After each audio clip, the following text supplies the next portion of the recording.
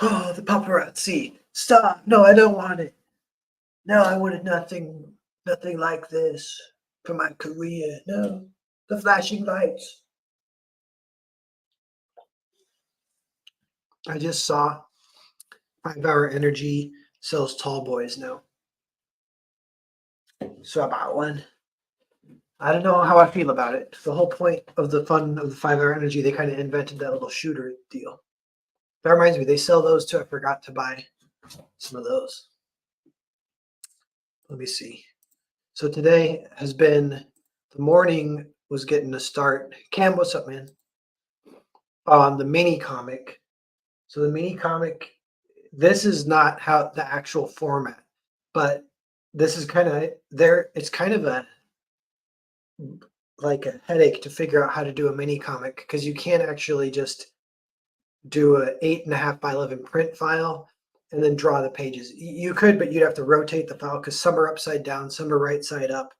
And I was like, I just want to draw them at the right aspect ratio, and then I'll superimpose them onto the print file later. Because Jared, he and I did one for Hotel Story, so I have that print file as a template. So I know that about the size of one page of a mini comic it's like a 9-panel grid. It's like 1/9 of a comic page is about one page of a mini comic, and you get 8 pages on a mini comic, and one of them has to be the cover, and one of them has to be the back cover. So this is the cover, and then I'll have to number it too, so that helps people with the assembly to know where they go. But I talked a little bit about them yesterday. They are a lot of fun because you can just put the print file out there and anyone can print it and assemble it in a matter of minutes. And then there's just these mini comics disseminating like a virus into the universe and like pamphlets, like blowing in the wind. And that's the print run. The print run is not based on anything because it's just printed on printer paper. So they're kind of fun to write too because they're 8 pages, but each page is so small. It's actually like the real estate of less than a page, basically, which you can pack kind of a lot on a page if you have to. Like a 9x9 grid could hold like a call and response relatively easily with characters at the bottom, like these panels here. So, and you could do 8 of those, and that's like a pretty big conversation. But even that, it's only like 8 exchanges, I guess. So you got to think of a concept that works for that. And sometimes the concept will just get boiled down to like its essence because of the mini comic format. But I realized writing it, I can pull up the script too. So the script is like funny. I copy pasted the email into a Google Doc, so I don't have to like show my email or whatever in case I accidentally show stuff. I'll make this 100. So I just go P1, P2, P3, P4, P5, P6, P7, P8, and then kind of the gist of what happens. Excuse me. And 5 people watching, everyone. How's it going? By the way, guys, Grand Prix is live. It's almost 24 hours without a backer. So wink, wink. If anyone wants to back it, it's chilling at 120 backers right now. And it had the legendary mysterious backer, I think, came in again and rounded up. I'm not sure how much it would have been, but it landed on 5,100 exactly again, which is always fun to hit a cool even number like that. But we're shooting now the goals for 6,000. I got to think. I kind of did something weird with this one where I was like, screw the stretch goal. I just want to give the stretch goal to everyone already right away. You get a mini comic. You get a mini comic. You get a mini comic. And that's kind of the idea. Is like this campaign. It's a double issue floppy. And it's on Fund My Comic. It's going to be on Indiegogo too. And I guess I could try and think maybe a cool print, a postcard print or something. Eventually, if it hits like 16K is like the big one to hit though, and it can be either combined or an FMC. FMC would be hitting it on FMC would be amazing. That would match the previous one, and that would be like this campaign's a little bit extra self-sustaining. Like I'm not uh, going on big YouTube channels and stuff. So if I can do it with just my mailing list, etc., hit 16K, then that is the greatest thing ever. And that would be some kind of stretch goal. I'll have to figure out. But the idea kind of was that the stretch goal would be the mini comic, and I'm just going to give it to everyone anyway. But there we'll be thinking of something else. Maybe a second mini comic because I just freaking love mini comics, and it's funny because they are kind of what they are pretty cheap. You know, you just print them out on a 8.5 by 11 paper, fold it, slip it in with the comic like a manifest kind of thing. And there might be some debate. I don't know, but I kind of am of the idea that the readers get to assemble the mini comic themselves. That is actually kind of fun for them, and then you have a little extra ownership with it, and you get to enjoy it a little bit more. Yeah, that seemed like the hotel story. That was kind of the experience. And that I need to. I think I'm going to try and publicly release the hotel story mini comic, and maybe through a update on my mailing list. I got a couple things on my mailing list I'm going to send out that are like kind of cool. Like one of them is the print file for the hotel story mini comic. One of them is the print file for this mini comic. Maybe a third mini comic. Maybe that would be the stretch goal. It's kind of fun and hard to think of them sometimes because like this one is you don't want it to necessarily be like a deleted scene like it's necessary for the plot, but you don't want it to be totally if it's a tie-in type mini comic, you don't want it to be totally frivolous. Although maybe pretty frivolous is kind of fun. But this one is a fun way how it ties in. And then, but the other thing I'm going to email out with the mailing list soon-ish is an 8-page PDF of a preview of the all traditional art comic that I'm working on. So I do think people will definitely enjoy that. They'll be like kind of a nice special little, mostly for the nards out there. But that will be a special little treat. And I will kind of be promoting that and telling everyone, sign up for the mailing list because there is a mailing list coming out with some good stuff, some stuff coming out. Alex Witheros is it Percival? Yeah, it's Percival. And Percival, it's man, it's like my next big project basically. But I kind of jumped the gun, but we'll see. Because I'm like, crap, I got to do 40 pages for some Narzac stuff. I got to do 40 to 48 pages, which is Earthbound Grand Prix Part 3. I got to do that this year. That's almost a full load. And then maybe some other stuff. But then I can squeeze in Percival after that. So like Percival can definitely ramp up. It'll kind of be like 2025. But it will eventually be a 400-page comic. So I'm like, shit, I got to get going on this if I try and do this book.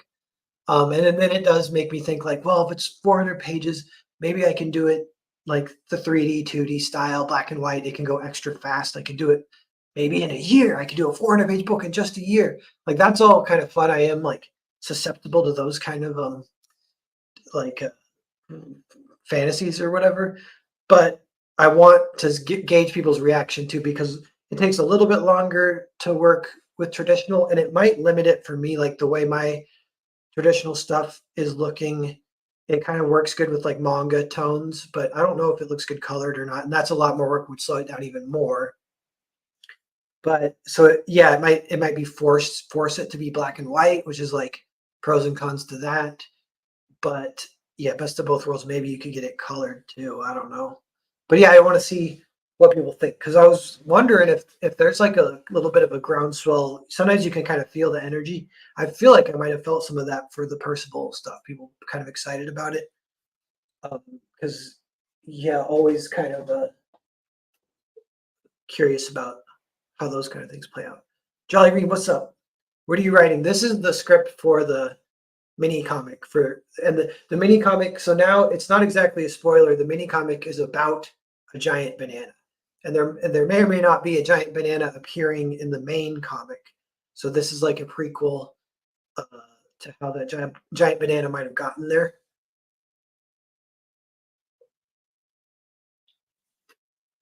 And I can give you guys the idea of how like a mini comic is definitely how they can be like kind of trite, I guess. They kind of have to be. Oh, but I was gonna say once you like do that mini comic minimalization of the story, because you have to, because they're so little and just 8 pages so tiny, not that much can happen. So sometimes these concepts get boiled down and they become kind of like a scene or whatever. And the hotel story one was like that. It turned out kind of nice, kind of fun. And this one too, I was like, oh, it lends itself to animated shorts. And it's actually less work than the hotel story trailer was to animate, would be to animate this mini comic. I think me and Jared could do it in a week or less. So I might pitch it to him soon that we'll try and do this mini comic as a short. We might try and do the hotel story mini comic as a short. There's another short we're working on, but I think that one's 16 pages. That one is a little bit longer. But some of these they just have a few exchanges and stuff. Um, yeah, guy in his room. Careful with those gout energy drinks. Yeah, I don't go Jake with it, so I think I should be good. But yeah. Alex Withrow, I see Narwhal burning out in a blaze of insanity. We need him to produce a few of these wild masterpieces before he gets committed to the net house. Yeah, yeah. Something like that. I was wondering about like what what sells a lot of times is stuff that has a narrative attached to it, kind of, and which is a little bit for better or worse, like pros and cons to that. So then I'm like, knowing that, I'm like, I could create my own narrative, and like one of them would be like going crazy or something, or like quitting, because kind of being like, I think I'm going to quit. And then as soon as I say that, I think people would be like, uh, don't quit, don't go. um, energy drinks give you gout? Yeah, they do for Jake. But I can't quit until after 2025. I might quit before Percival because that'll be a 10-year project. So I might quit before I start it. But I'm definitely going to do the test. I mean, I'm almost done with the test, actually. It's like almost ready. I think I am going to kind of send it to Mark Miller and be like, I don't know if you like this, maybe this for a possible style for a collaboration, and see. But it's like a lot of art's like this, but like I can look at the Percival art and I can get kind of pumped up. I'm like, oh yeah, it's looking good. It's looking real good, baby. We're sitting pretty, baby. But then I'll look at like other art and I'll be like, oh, I wasn't as good as I thought. When I was just looking at my art, I was getting so pumped. And I was like, I'm the best in the world, baby. But then I'll look at other art and I'm like, oh, maybe top 10,000 in the world. But that makes me think like shit. I don't know. Maybe I still have to improve to be worthy of working with Mark Miller. So gotta keep doing that. We'll figure it out. Just power him forward. I just want to say writing comics from the nut house could be a good gimmick. Oh yeah, totally.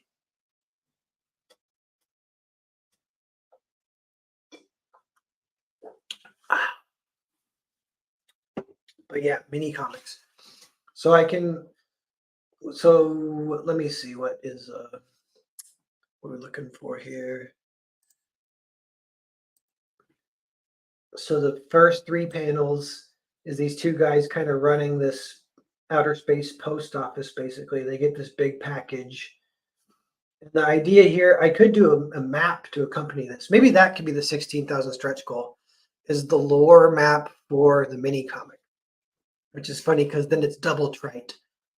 But like I could explain the postal system of the galaxy, and all I've thought about so far is the idea of like if it's going out or in is like a big part of postage. So it's traveling out. If it's traveling outwards towards the outer rim, there are rails, one-way rails and shipping, what kind of technology that goes that way. And then if it's going towards the center, there's shipping routes also going that way. So you have to get on the right route. And each different routes have different reputations and stuff. And stuff getting shipped to the uh, outers, especially if you're already pretty far out, you would have less and less OR packages. then they get more and more a little bit like what's their deal? Who all the way out here would even need a giant banana, and why would they need it? And I think in this, so these guys work kind of far out on the rim a little bit. They get a giant banana. It obviously could be smuggling, but like, why would they claim it's a giant banana? It's almost like you would smuggle the giant banana and say it's like popcorn or whatever, but you wouldn't say that it's a giant banana and then say it's something else. Which I don't know if they even talk about that, but that's the kind of thing, their conversation. That was like the idea when I sit down to write it. I'm like, okay, that's going to be it. And then they're going to open it. Then, even though it's against the rules, because they are curious, they just want to see a giant banana. They're like, I honestly would just like to look at it. And the guy's like, we're not supposed to. He's like, if you do the paperwork, because there are ways that they can do it legally to have to open the package. And he's like, then we can have a look. So they do open it and they see the giant banana and they're like, so is it everything you hoped for? They're just staring at this giant banana. But then on the last page, they open this crate with a giant banana in it. A giant tarantula jumps out at them because a giant tarantula got caught in the package.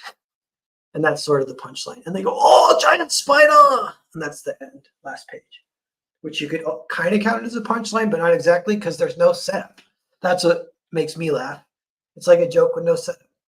The spider was not set up at all. The only setup for the spider is the fact that we know, hopefully, the reader brings the knowledge that spiders sometimes come in packages of bananas.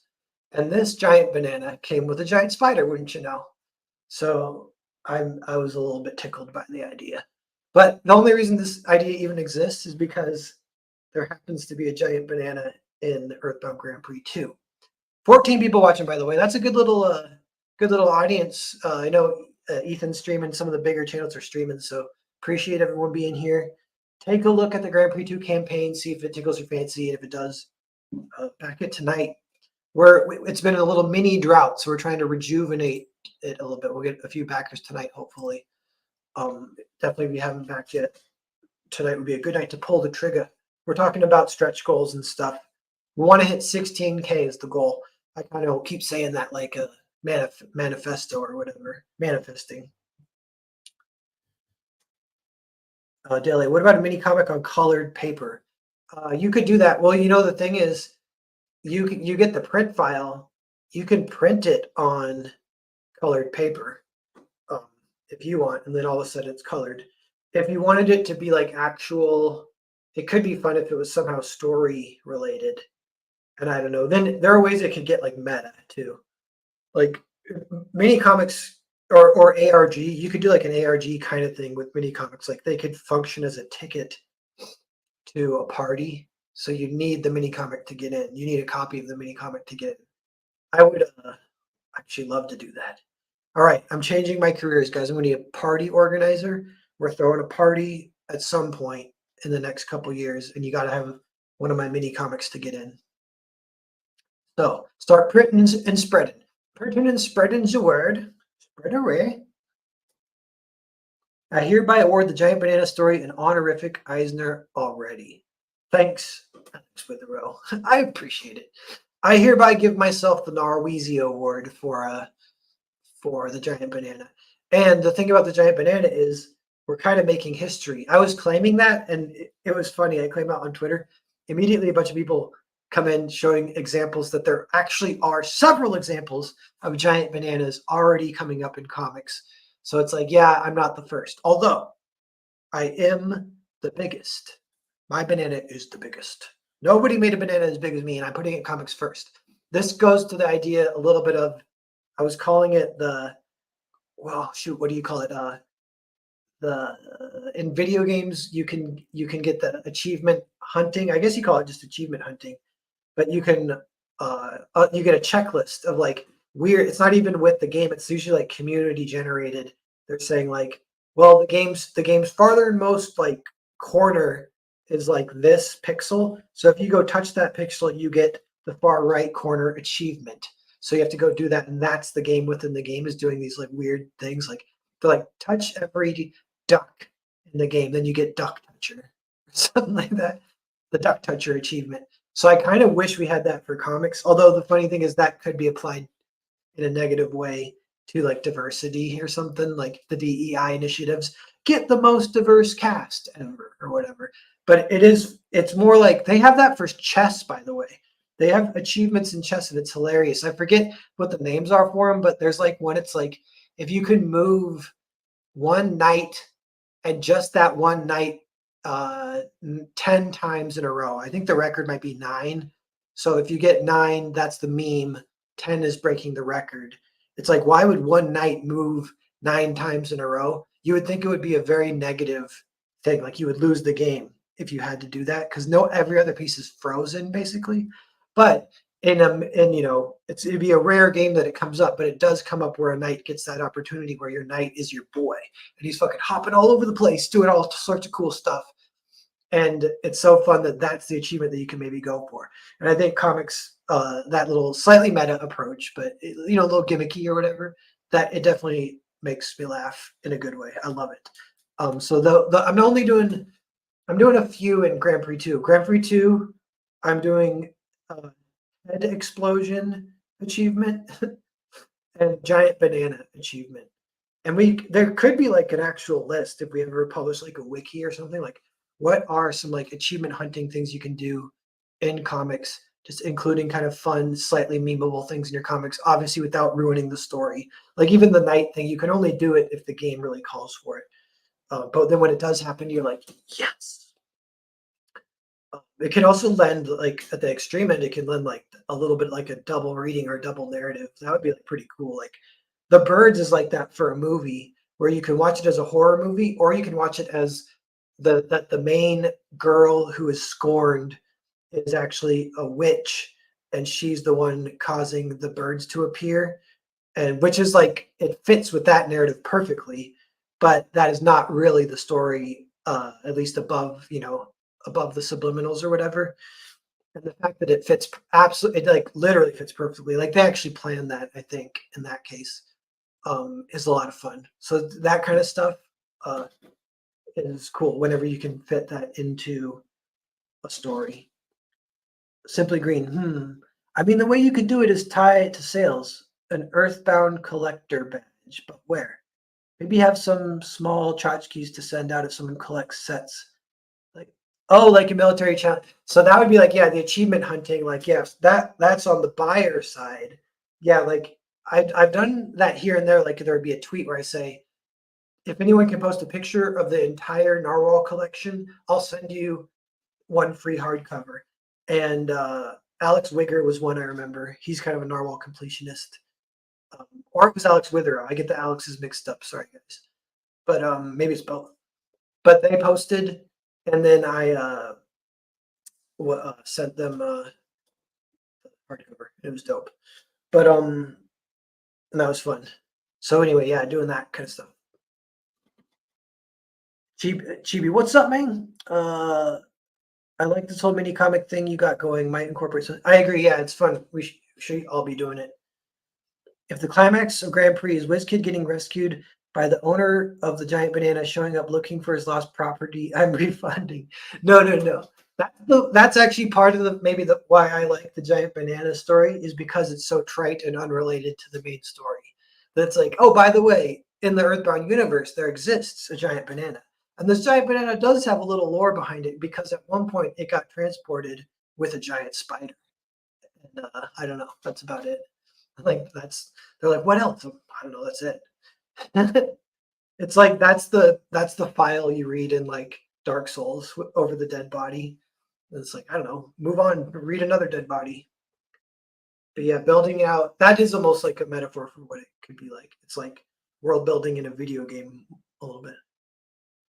Simply Green interactivity. Yeah.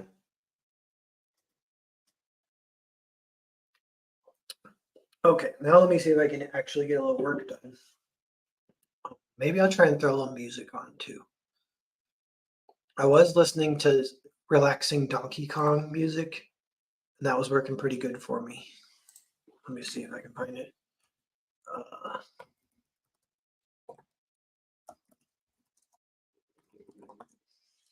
If you put slowed reverb at the end of anything, then you can get then you can get the this might be it.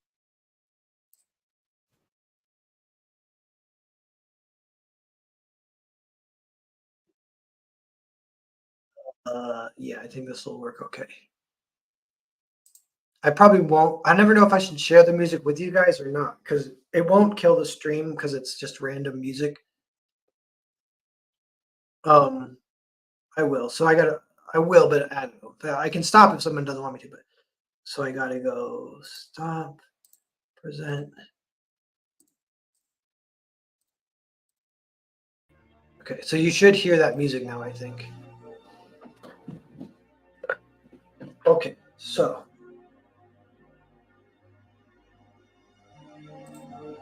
Dale A Crusader Knight. I know. I was glad that guy's in there. So generic. There's a couple of generic designs. I'm like, in defense of generic designs, I'm into it. He gets to do some fun shit. All those guys, like every single character gets fun shit to do, which is a thing you got to make sure if you have a big cast. Because the second you have a character that doesn't get to do something cool, the audience will hate them and wish they didn't exist, and they'll get mad at you. But everyone has something cool to do. Has their little moment, good and bad, good guys, bad guys. Okay.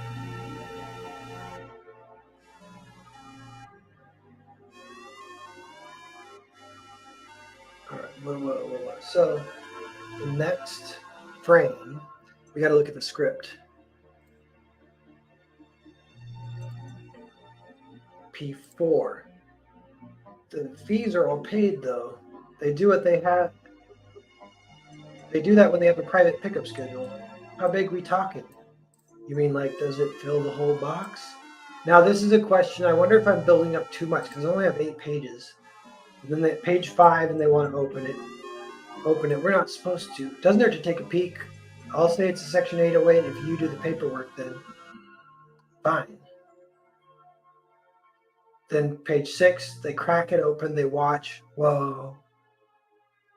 And then page 7, we'd actually see it kind of, and they go, everything you hope for, it's amazing. That's one big banana. Then they're kind of close of them reacting, and then the giant spider jumping out. Ah! And that's the end. And it's funny, the page 8 is the back page. Like, it could almost be better if I could have the giant spider come out here and then even more craziness here. But it's kind of hard. So, because if I put it on page 8, that's the back cover. So people will see that. So they'll know there's a giant spider. It sort of ruins the story. This is like the format stuff you got to think about. But does it ruin the story? That's the question. Is this story capable of being ruined? It's like either way. Who cares if you know there's a spider? It's like it wasn't a twist anyway. We weren't even trying to twist. This is what we've been building towards, baby. 16 panels on a mini comic page. Achievement unlocked. Totally. That should be an achievement. I mean, that would make it very, very tiny. But yes.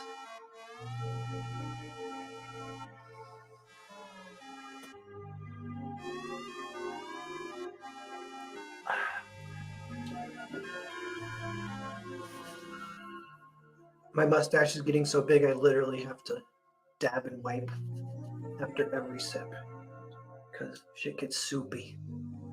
And if it's energy drink, then it's all stickily. Stickles. Okay, I wanted to finish this mini comic today because it's about 1 page of work. So I got my energy drink. I got 5 panels to draw. And crap, what were they saying? They were saying, oh, to pull it up again. P4. The fees are all paid though. They do that when they have a private pickup scheduled. How big we talking? You mean like, does it fill the whole box? I am going to drag this to the other window so I can look back and forth. Let me see here. So yeah, what should the camera angle be here? Already I'm like, I don't want to just do the 2 guys talking more again. It could be, open it. Maybe if these are all paid though. It could be more of a close up. That would actually be fine. And then 5. I kind of maybe want like a floaty prior robot flying around, and that will be what can actually open the box. So we need to establish that.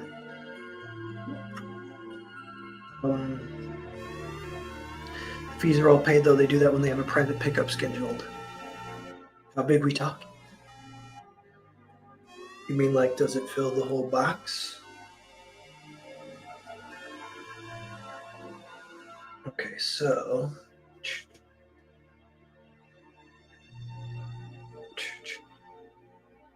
gotta find the right layer now. I spent this morning figuring out the. There we go. This shouldn't take too long.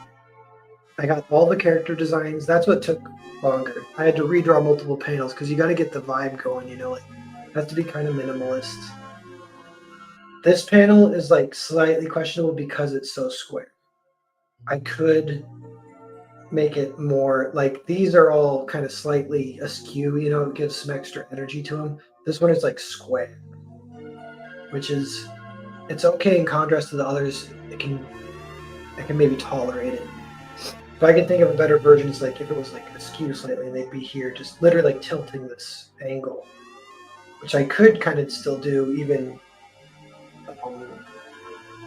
Crap. We can test that now. This is another distraction, but if we go merge visible to new layer, we'll select our little square here. Oh, crap. No. Delete. delete. I gotta hide the lettering, which is annoying because here's what we'll do. We'll organize this crap a little bit. Okay, here's all the lettering. Son of the. Is that it? Oh yeah, and that shit got. That's okay though. We can fix that. So then we go up here. We merge visible to new layer. Select inverse delete. Select inverse.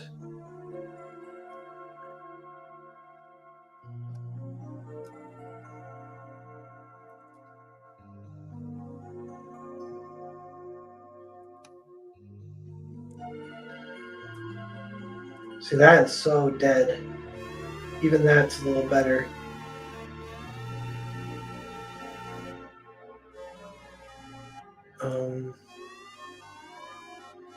Kind of need to.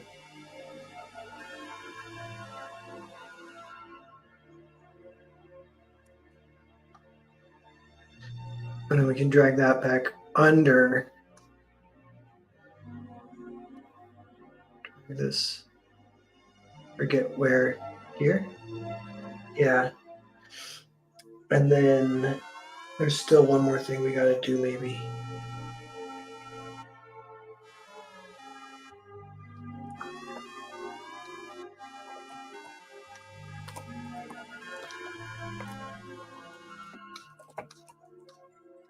Color those in. Then I think we're gonna delete this.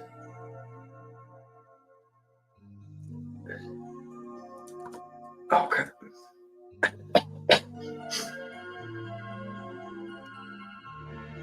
I'm sick of it. Just wait.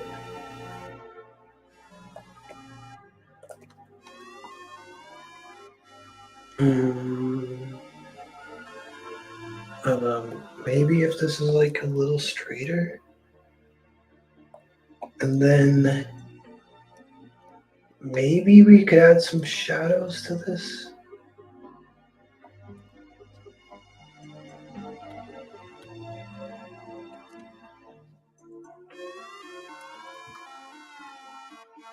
Does that look like? What's a good shade for the shadow? Oh, this is already too. It's kind of hard finding the perfect amount of detail. It already looks a little weird. So then, yeah, before, after, definitely looks better. Just a little bit of that. Crap. Brighten it some more. Maybe that. Fair enough. I could try and give these guys shadows too. How do we do that? It's this layer.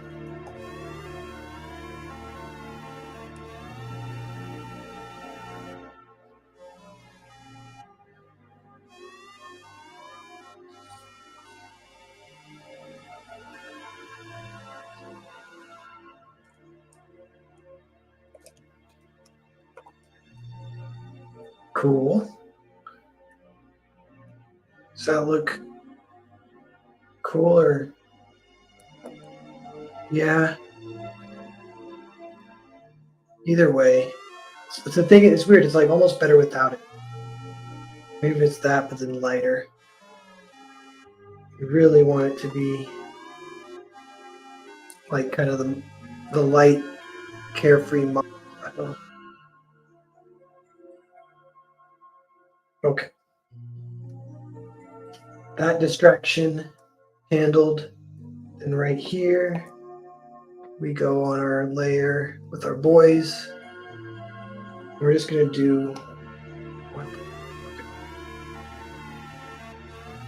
the dude looking down at his butt.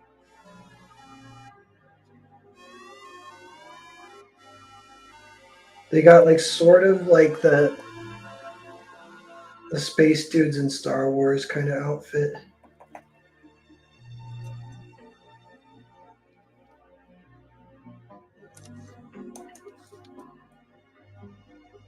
He's got a little.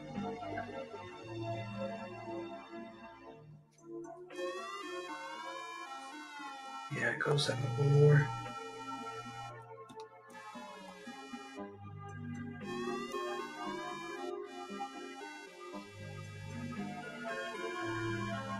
Now, which hand has the clipboard?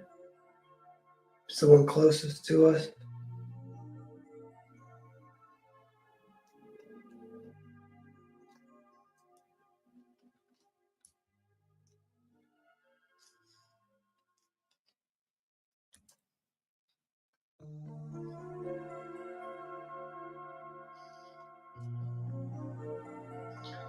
And then the cigar. He's holding it like a marker. I think they'll be okay.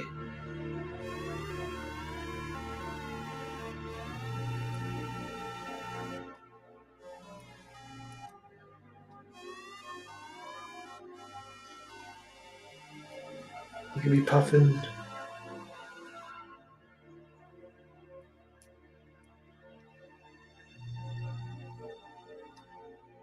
He's puffing, maybe? Puffing is weird. And then this guy.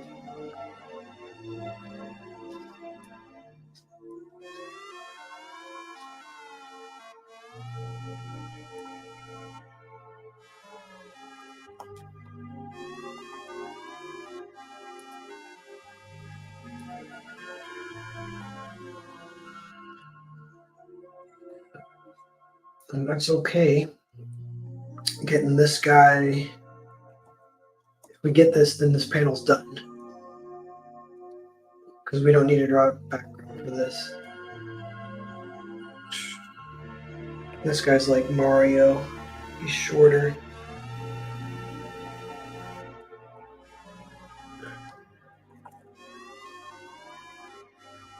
He's got a nose and a mustache.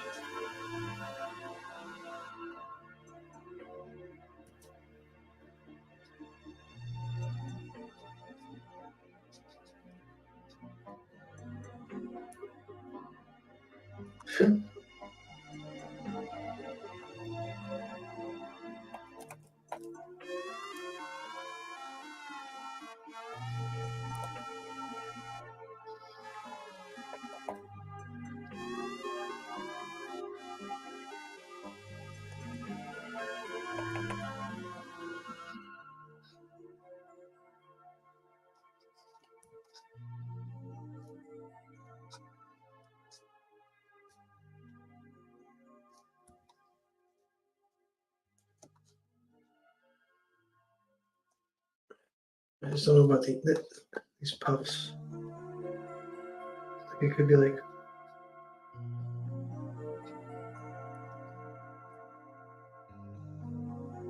puff.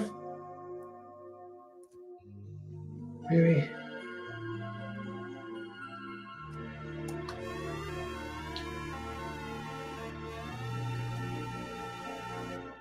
Fine. Shave. So then, assuming these boys are looking good, which they are, you don't mind me saying, then we need the outline, which is here, this layer. And then outline selection 2, black, go. Just gives them a little more gravitas. This is a close-up, so maybe we'll do more than 2. Edit. Line selection, let's try 3. So subtle, so subtle. And then we can just add the lettering, and then we'll look at any grays we want to add. So let me save. So I'm going to add the lettering, and then I'll catch up with the chat if anyone's saying anything. 1 second here.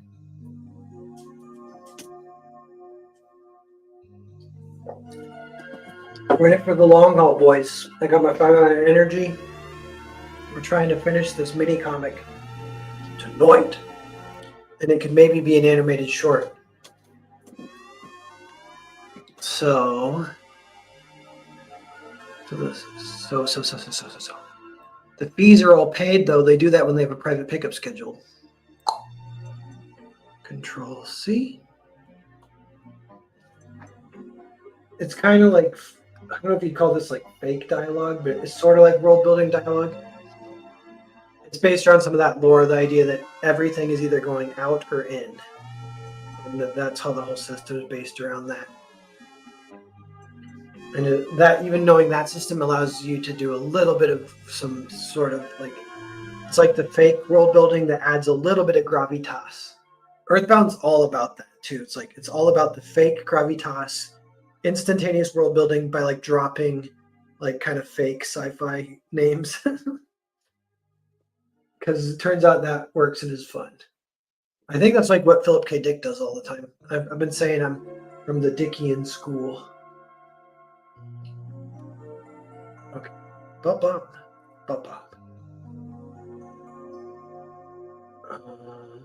Is it over? Control X. Dun.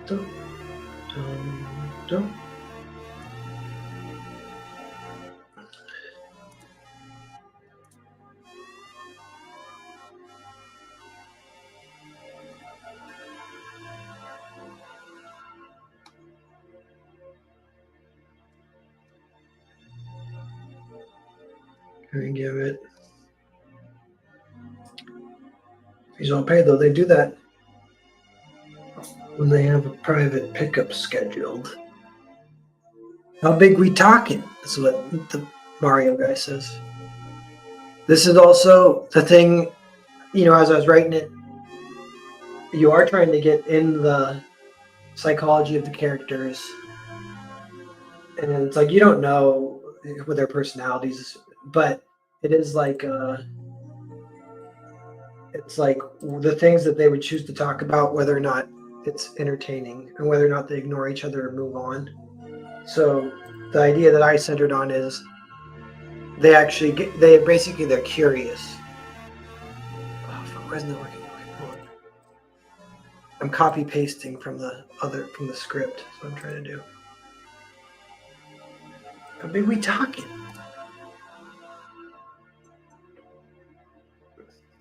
So once you know that they're getting curious, because the box is closed, they're like a giant banana.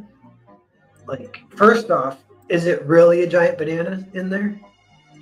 Second off, because either way, I'd be super curious. And if it isn't, if it's smuggling of some kind, that's even crazier. But if it is a giant banana, I still want to look at it.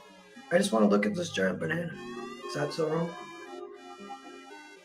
When I have the guy smoking a cigar, and I thought about one of them saying, I think I typed it and immediately deleted it, but one of the guys early on, he says, sometimes a banana is just a banana, which is is that the Freud reference based on the cigar?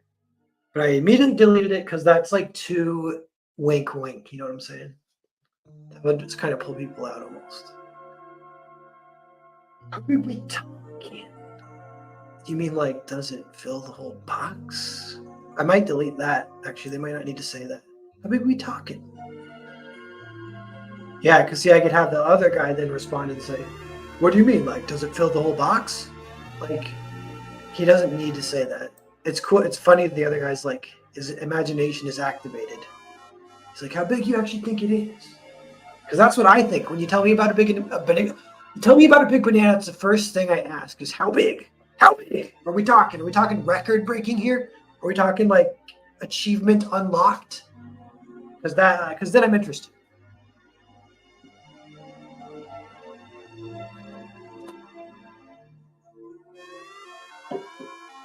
One second while I dab my mustache. Okay, how big we talking? How big we talking?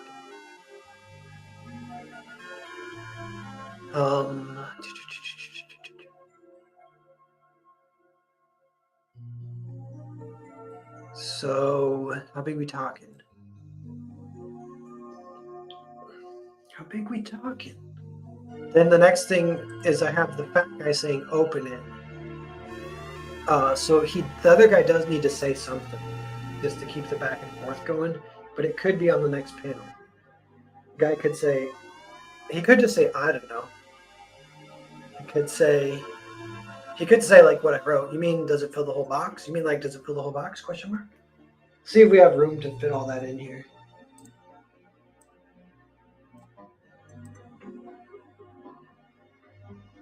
How big we talking? How big we talking? Wouldn't you ask that if someone told you there's a giant banana?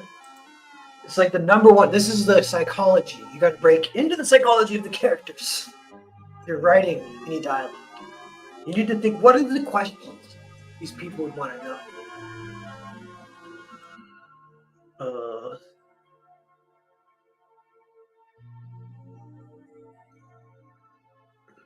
Yeah.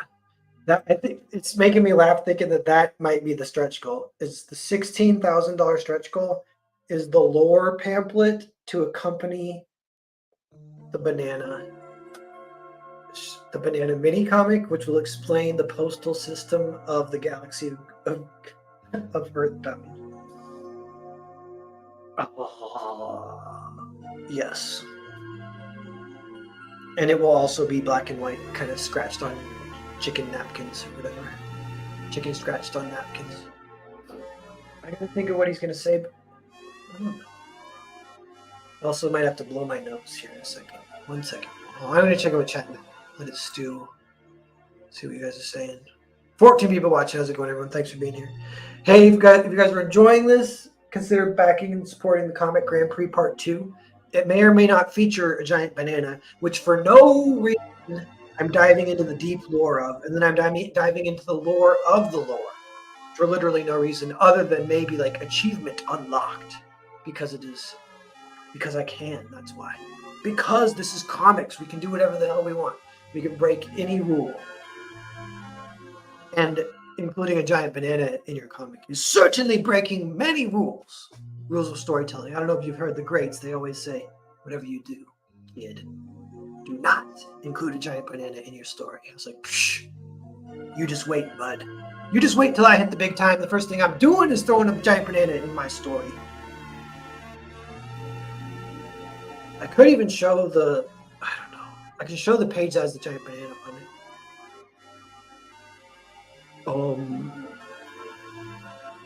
Okay, there's more I could say. Hold on. I'm gonna mute my camera so it blow my nose real fast.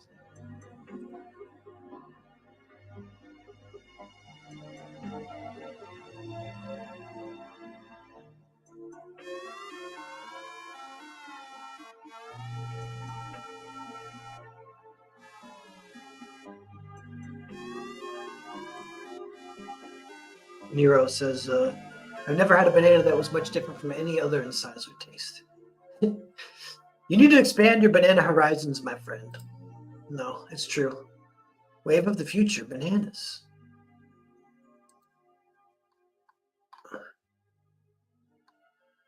If you put your animation on TikTok, no, I probably should do something like that though.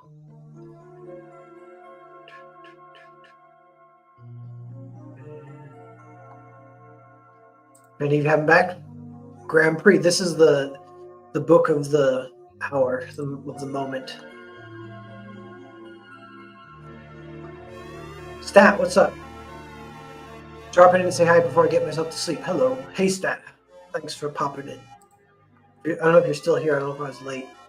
Paul Bacetta, what's up? Hopping in, you're talking about inserting giant bananas to some kind of Atari port. Yeah. Yeah, this music is Donkey Kong, but slowed in reverb, which is funny. Banana in a crate. Stats on back. Dude, for reals. Still here listening for just a bit. Nice. What's up? We're doing this mini comic. I've gone on many a rant about the mini comics, how much I enjoy them, but case in point, I gotta finish this one. Right now, because the script is so rough that I'm kind of, adjusting it as I go. I'm like, this guy's got to say something back. So the other guy can say, open it on the next panel. And we're just building their own curiosity. But one guy's more curious than the other. All the fees are paid, though. I should use the right spelling, though. They do that when they have a private pickup scheduled. How big we talking? See, that's the greatest question. So psychologically astute. That is what people would think. How big we talking? He could say, I don't know again. He's kind of the guy who's like, doesn't say. Well, it's bigger than an average banana and smaller than that box.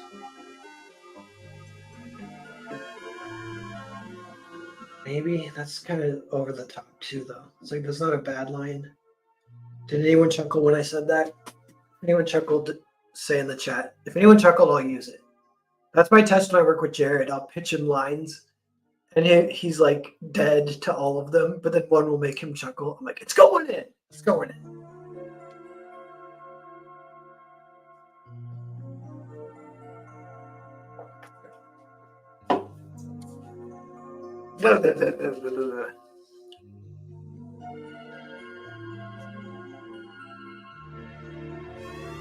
Yeah, Simply Green. Yeah, you can search anything and put slow to reverb at the end, and then find some good work music kind of thing.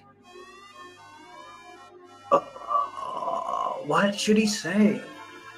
How big we talking? How big we talking? How big? How big? See, that's kind of lame sometimes when you have people kind of just repeat the question back. Tarantino even does that, and he'll do it for like, what do you call, like pacing or rhythm, but it's still kind of lame. So I don't really want to do that. I already do it. I think I do it. Did I already do it earlier? Maybe not. Oh yeah, banana. What? At least there's a reason he would say what then. Banana. What? It's one giant banana. Where's it going? Doesn't say. The fees are all paid though. They do that when they have a private pickup scheduled. How big we talking? How big we talking now? You talking big banana? How big?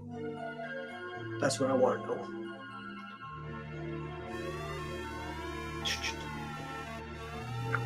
And anyone who just got here too, I should explain this comic. It's going to have a massive twist ending with no setup, where when they do eventually look at the giant banana, the giant tarantula goes bah, and they go, oh, giant spider.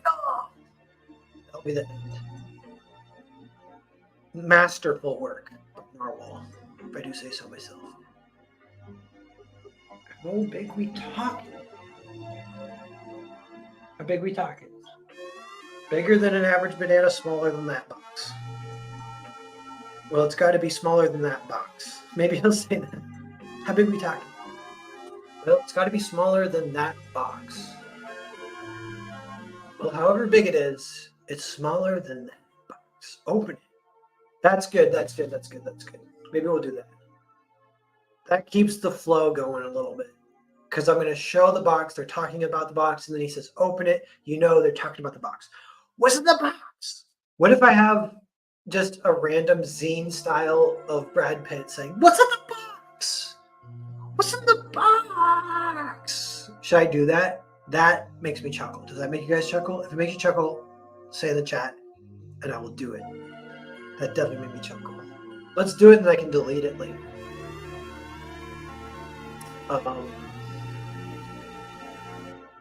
Let me see here. I can think I can sure what's in the box. It'll just come up. Images.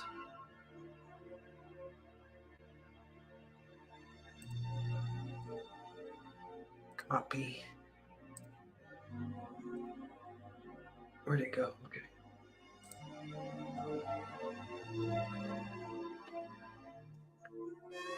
Achievement unlocked. Using a Brad Pitt meme in the middle of a comic about a giant banana.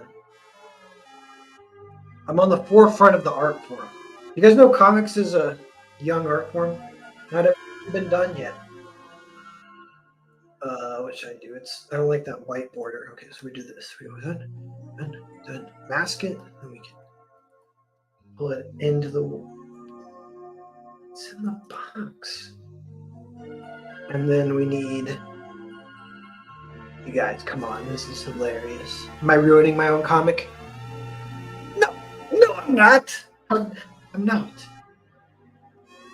That's what's fun about mini comics, yo. Now, where's the freaking layer with the gosh darn? What? Somewhere is these big black lines. Looking for some BBL, big black line. Where does it go? I don't even know. Oh, there it is. It's not on. Okay. Ba-ba. It should be on.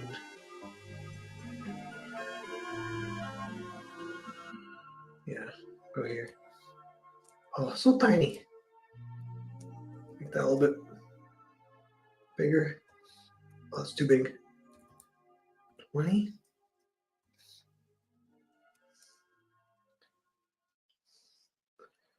What's in the box?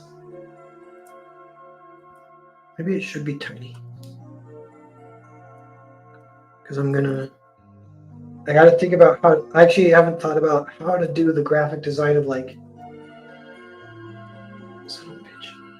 What separates the panels? Because the one panel has Earthbound separating it, and then everything else is just one panel.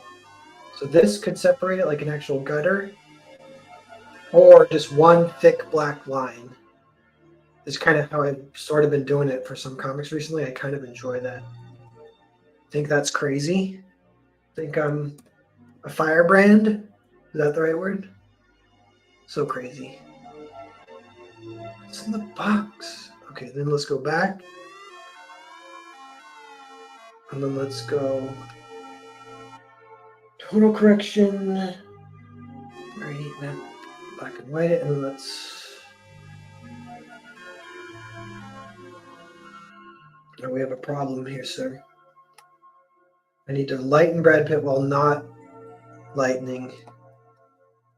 Here's what we do. We do this.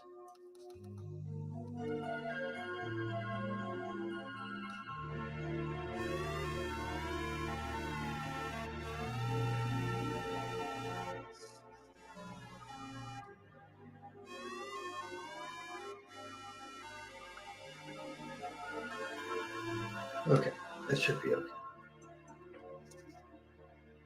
What's in the box? Okay, select inverse. How bright do we want it? What's funniest?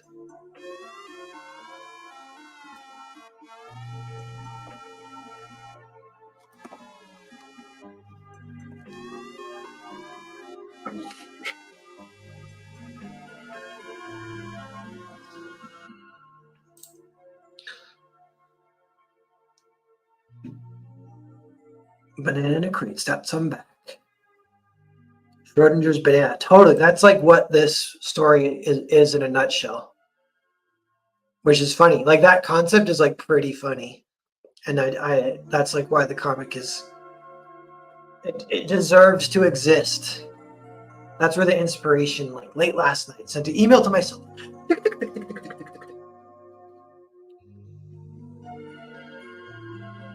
I envision Norwell writing a 400-page Percival book.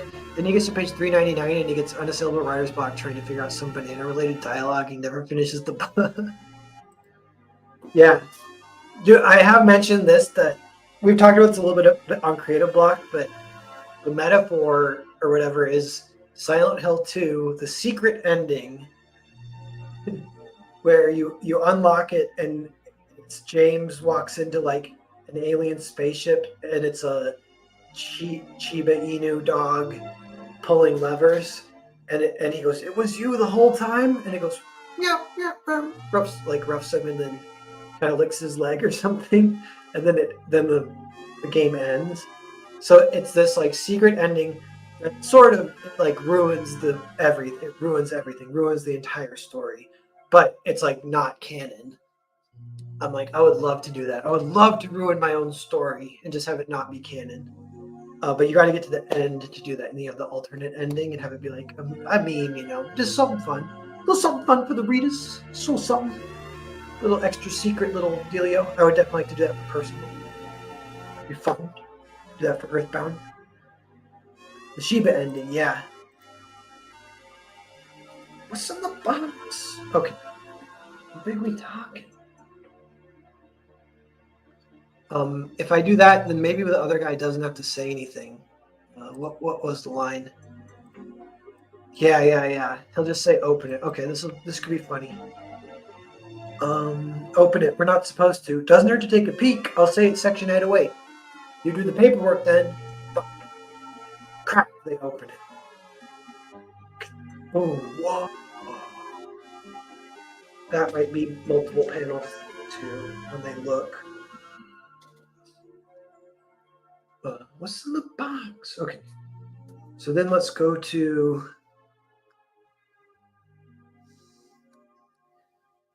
this is our word bubble layer. This is how I do word bubbles, everyone. I do them quote unquote by hand, just with the lasso. Get it dragged around, kind of evenly spaced. Doesn't have to be perfect. See, that one is a little too wonky. Try and looks pretty good. What are we talking? It's in the box. Am I ruining my own story by including Brad Pitt? Shit. We'll decide at the end. We'll let it stew. And then we go. How thick? Okay, we go. Edit, outline.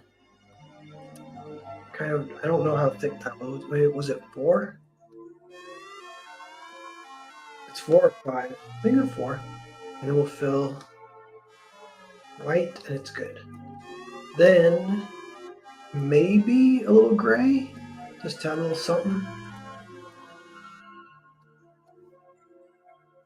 What's better, that? Yeah. Oh, it shouldn't be that layer though. Keep my layers organized here. I try to work in as few layers as possible, but this one, kind of because the vector and raster, that sometimes, because if you collapse them, then it always becomes raster, and I try to preserve some vector layers, so this is more layers than I normally do, but I will collapse them usually at the end always. Like I wasn't sure about the black outline, so that's a raster. Right beneath it is the gray. So this would be the layer to do it on. But then I'm not sure about the gray, and if I want to undo this without undoing the black outline, so I should keep them on separate layers for now. Eventually I probably would collapse it. I like collapsing layers because it forces you to commit to the decision. to like the design decision. And you could still always like, it might be a little extra work if you really have to like redo something. So is that all we need here? I don't know. Should I draw something else? I think that's all we need. What about this little speck? That's kind of annoying me. Where were the layers? It's this. Cool. What's in the box? BP. The fees are all paid though. They do that when they have a private pickup schedule. What are we talking? What's in the box? And then he'll say, open it. So I'm thinking for this possibly similar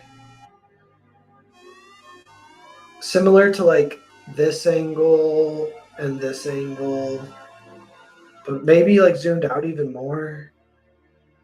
But let me see. Let's try and do this. I think we can do this fast.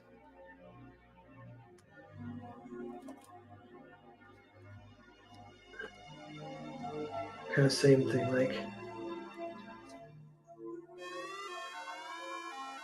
And I'm kind of looking up. He's got his notepad or clipboard, cigar.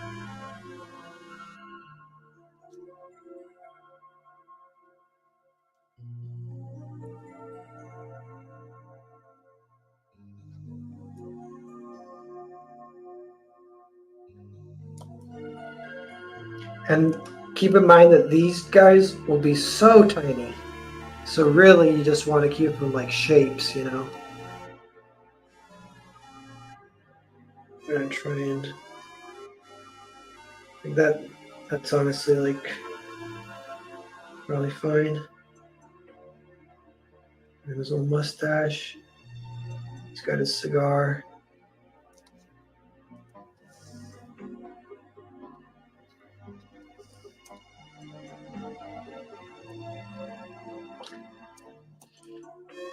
Question, should they be a little bit more over to the side? Now, when I started doing traditional art, this was the thing that vexed me the most, is I didn't know how to, like, I'm like, like, you know, you might need that space this way. I don't know, because you're going to go up high. It's here might, you know, you could bring it here and then see it, but where you want them. In that case, maybe actually we'll over here.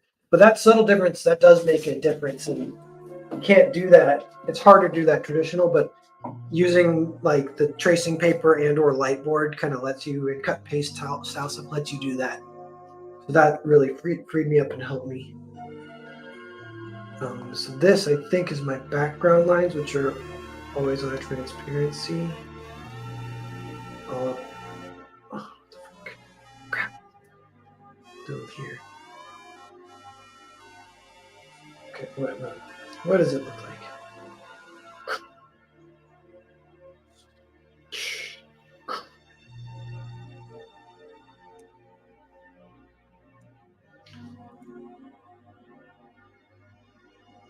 Here's my little opener, fly guy. Boop, boop.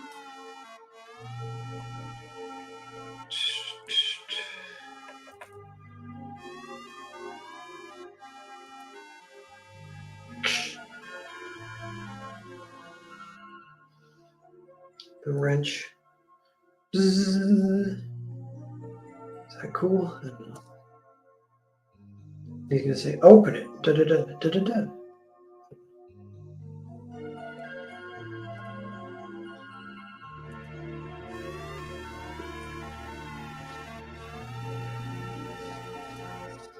Maybe no. Double line. It's got two.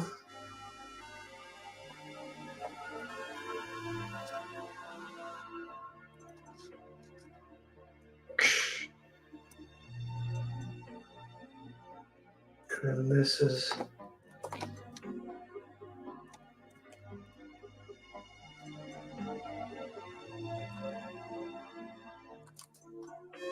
how thick are these planks? Like that. Maybe too wobbly.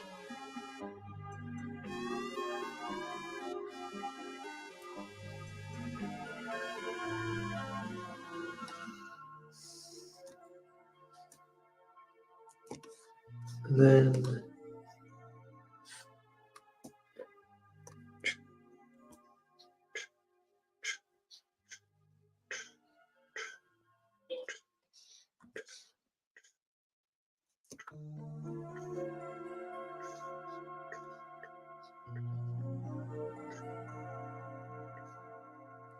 what's that? Should I double up these?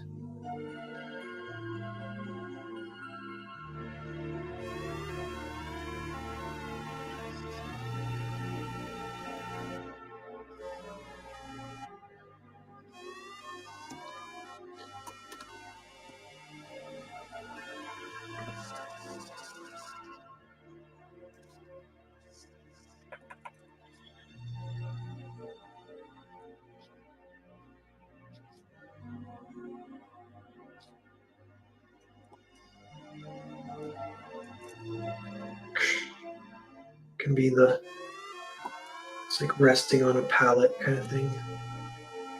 It's whatever, sort of little dealio. So I think this will work okay. That's honestly a little Dutch, you know. I like Dutch angles to let you fit more stuff in the frame, but that's like quite a bit. If we flip it and look, it looks kind of cool. This guy's cramped a little bit. What if we... This is, again, can only do this in digital. Can literally just give it a little space. I don't know if I like it or not.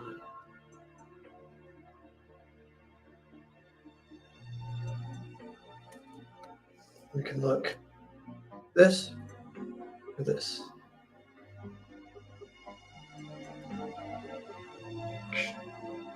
What if we drag this guy?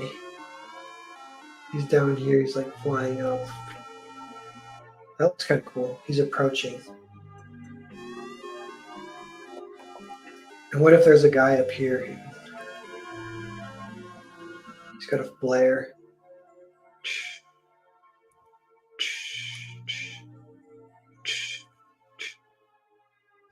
Did I get that angle? I did not get that angle right. Look how so that doesn't look good. If you get the angle right, all of a sudden it will look good. So that we're like really looking up at that. Like, and that's a little bit better.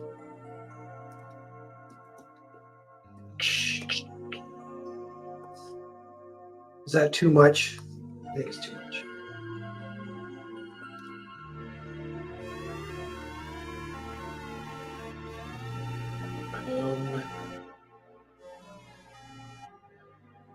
Now, maybe just a flipping,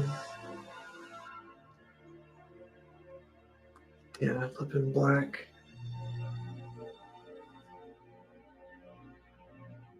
We can get the black with the white. You know what we gotta do though? A couple things. Son of a couple little, it's always something. A couple little things here. We gotta, oh, did I keep this? Oh, this is working. Throw these guys in the background. This guy should maybe be full. Margin layer below. These guys gray, margin layer below. And then okay.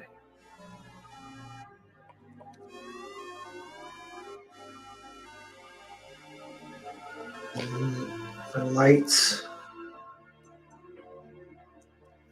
How are they going here? They're going kind of aligned with that box. So these are like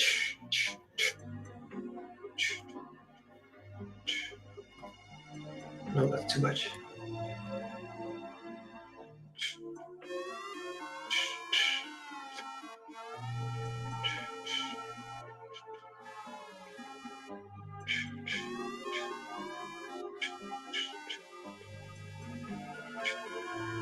Is this too much? Dang. This is hard because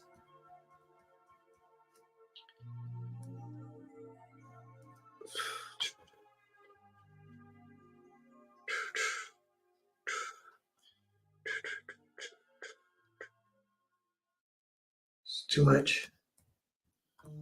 That looks okay.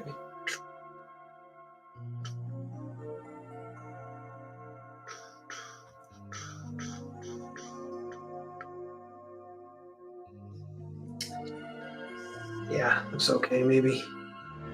Beep beep.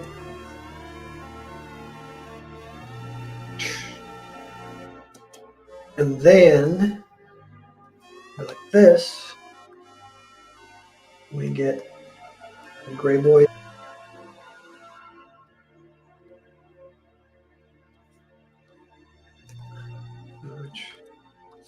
Probably just like that. I guess. Could be like that. Like that. Okay. Now we gotta letter it. And then this pan's done. That's...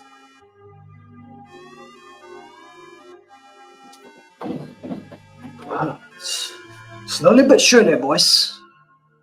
What we got here? How's it going, everyone? Geek Hazu, what's up, man?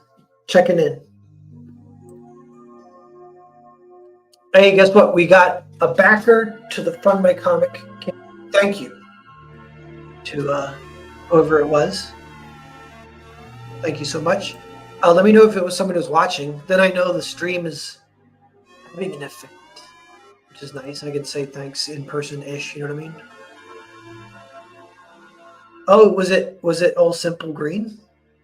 Thanks, man. Thank you, sir. No, if she's extending. I think she's not because they're going straight to fulfillment. Any hidden penises in the panels? No, but just the whole thing has a general phallic vibe. Just because it's got a character smoking a cigar and it's about a giant banana. Anything more than that would be too much. You know what I'm saying?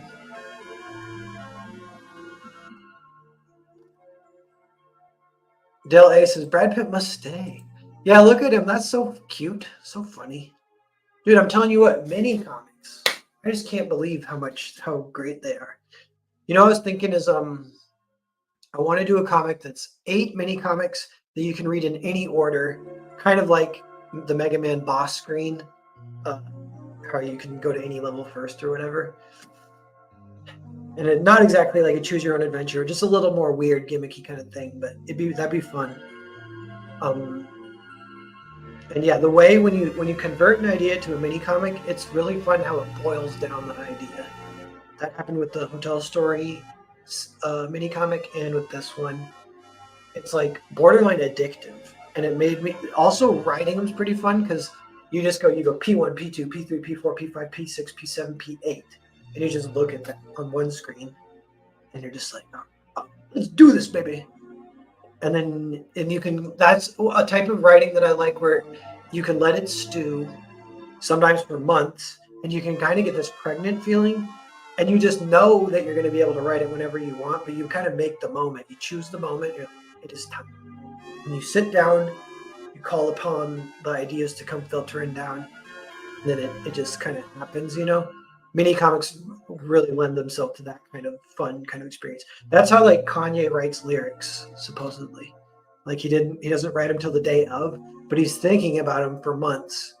And then you get a little bit of that spontaneity, and it's kind of, yeah, you get some of like the high stakes. Like, what if it doesn't come out as perfect as I thought? Well, you can always rewrite it or whatever. Like this, yeah, I'm still tinkering with it as I go. So it's an indistinguishable amount of drafts. You don't even know. It's just as we go, we're just doing it. Big we talking. Boom. Can I do a sound effect for this guy?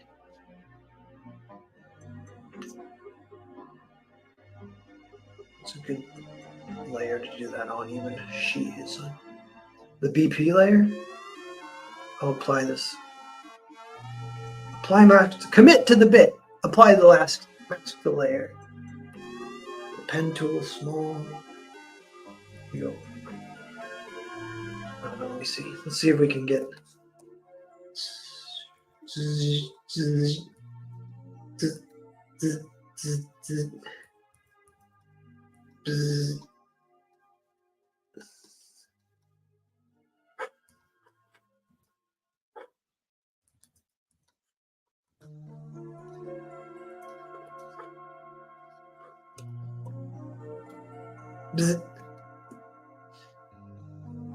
Is that too much? It's weird. You kind of want it to like read. I should put it on some layer.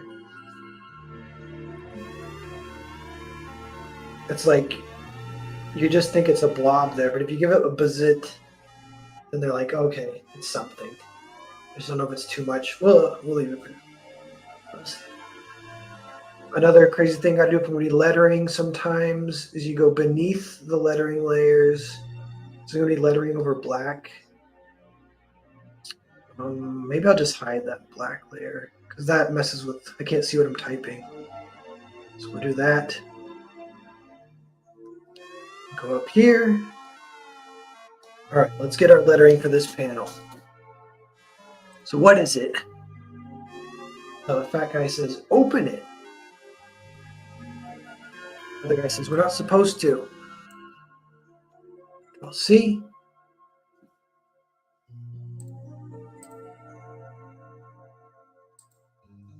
Open it. We're not supposed to.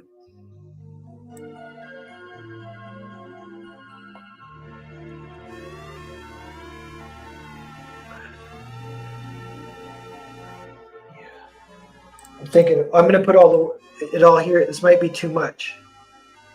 It's a lot of typing for one small panel because this panel's already small.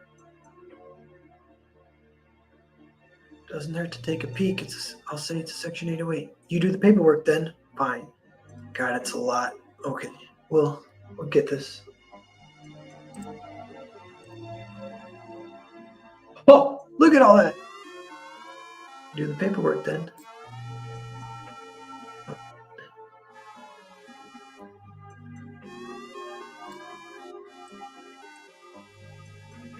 Okay, let's see how this all looks. He's up here. He doesn't have to say like some of this stuff, so.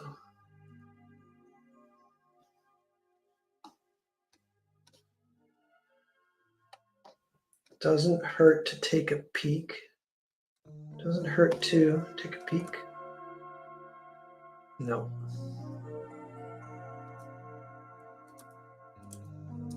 I'm guessing like which word to end to make it bubble shaped. Oops. I'll say it's a whoa. Bubble shaped. Look at that. I'll say it's I'm not supposed to. Open it. Doesn't hurt to take a peek. I'll say it's a section 808. You do the paperwork then.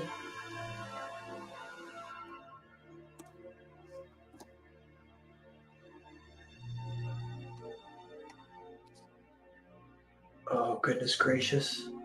The word bubs are so enumerative. So many's.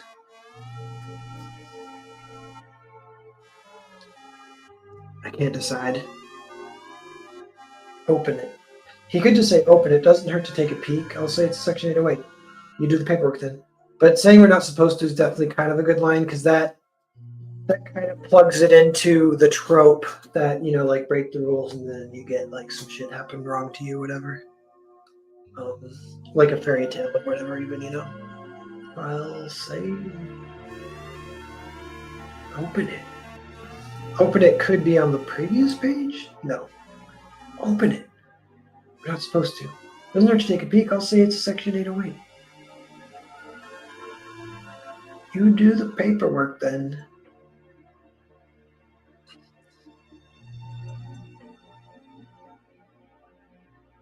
I could move you do the paperwork then to the next page. You do the paperwork then.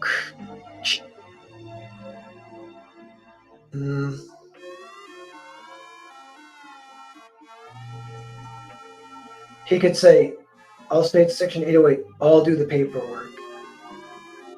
That's still going to be about the same. Well, let's see what. Son of a bitch. Where is. Oh, both these need to get into the lettering folder. Son of the.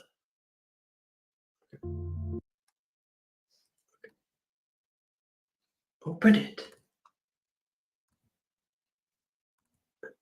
I do keep one eye a little bit on the tangent. See, that's getting kind of close to that. I could try moving the open. Let's give a little more space. Open it. It's supposed to. Doesn't have to take a peek. I'll say it's right away. They don't say it could be smuggling, which I think that would be a funny line to kind of make the audience consider that as well. Oh, shit. What if I do it like this? I can kind of,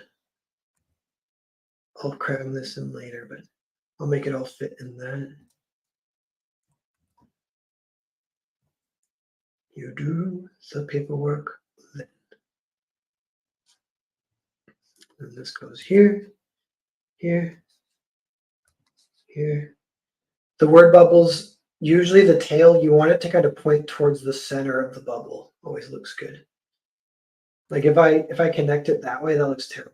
Can you guys see that? I don't know. It's like from center to center, draw the line.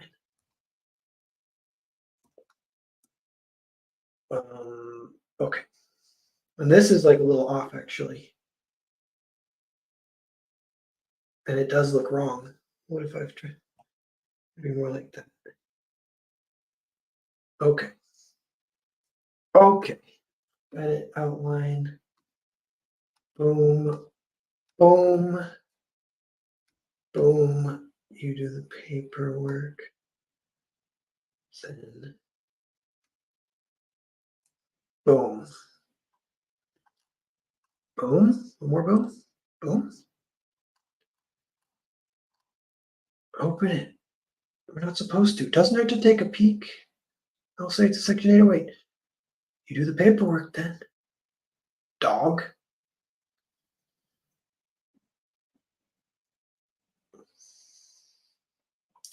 Bzz. There's a lot happening there. And we get Brad Pitt. I think I'm okay with it. What else are we gonna do? I'll save. That's pretty maxed out though, that panel. It's pretty dense, but what are you gonna do? We need BP. Look at all the pages in one section though. It looks kind of fun. You get to see the whole story. So the music stopped.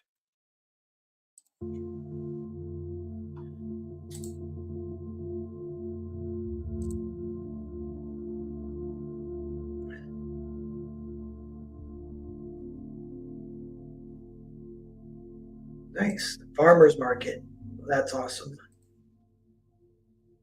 Student of God around. Oh, nice. What's up, dude? How's it going?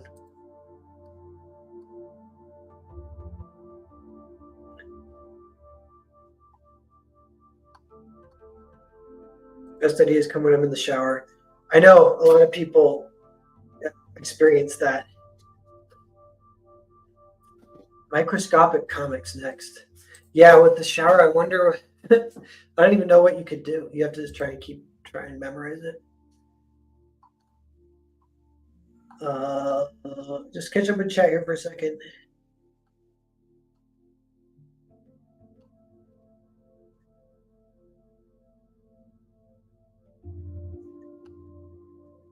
I'm on good terms.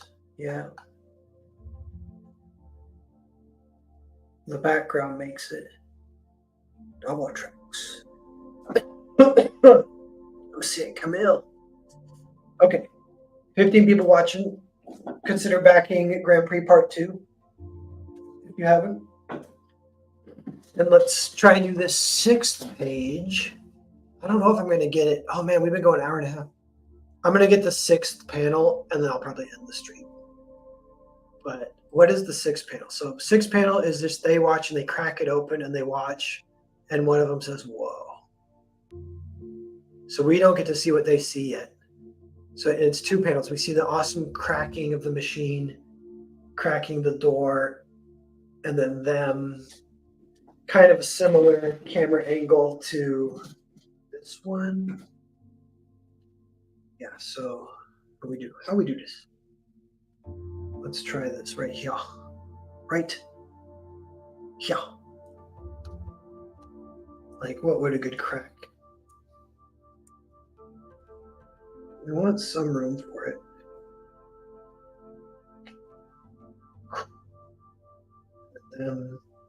This again can be kind of, I can see this is kind of close up, but then, yes, that will work. Okay, maybe this panel will go fast. So I know this one is going to be like kind of isometric looking down, dude's looking up. He's got the cigar hanging out of his mouth.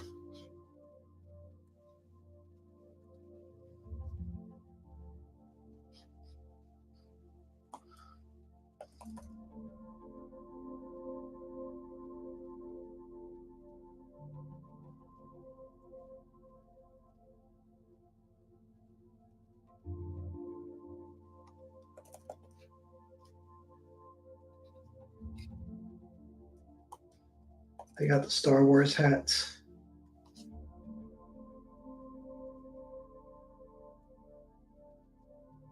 They both got kind of these raincoat type things they're wearing.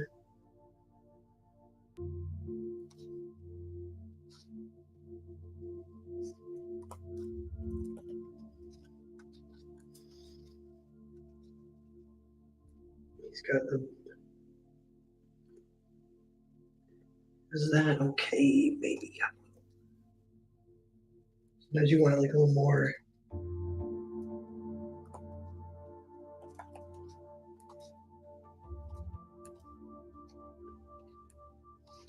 Should he have his hand up?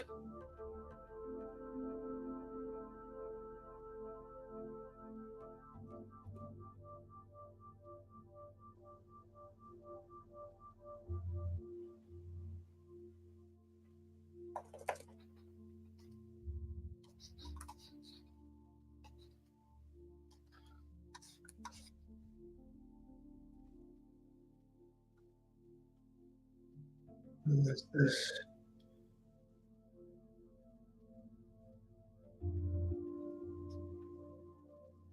This is what I like about the vector.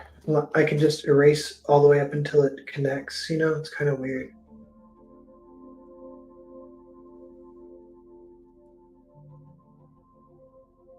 It's going to be the board. I don't know if I'm.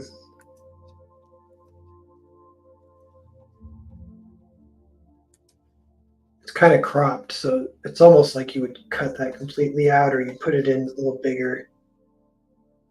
It's like that.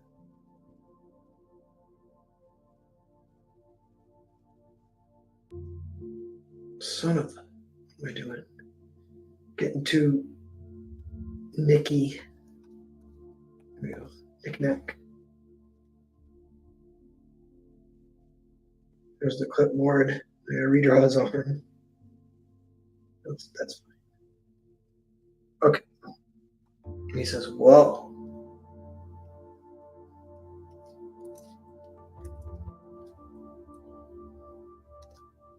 And then this guy is like, it looks like the Cecil guy.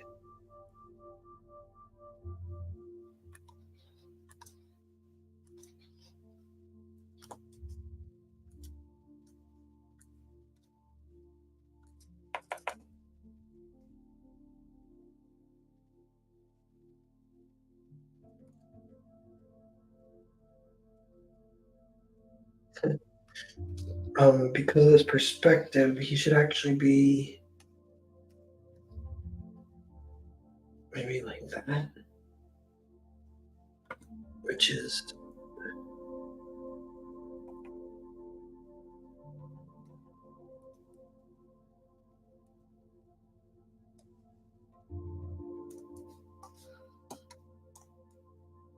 is that cool? That's probably cool. And then we'll go right here. We don't need, it doesn't need to be fancy. We can even get in our outline already, I think. There's our outline layer. This one. Edit. Outline selection. 4? I think so. So then this will be kind of a hard panel because I want it to be extremely readable what's happening, but kind of simple what it shows. And it's going to be just the box getting opened. Kind of probably by this floaty box opener thing even. So it's like, we'll just make an attempt here. So we'll be like, all right, what does a freaking box look like? It's like, you know, this is the box already. Have the, we got to hear this image if we can.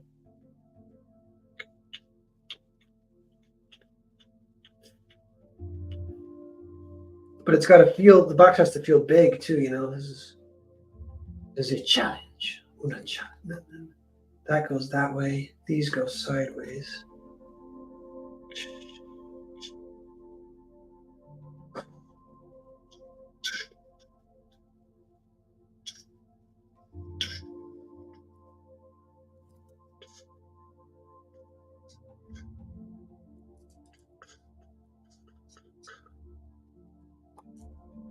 Is this doing anything?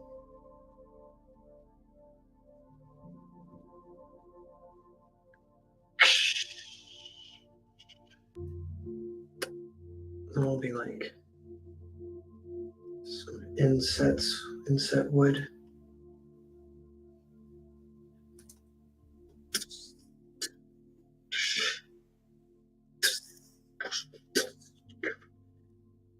Problem is the nails are already making it look small.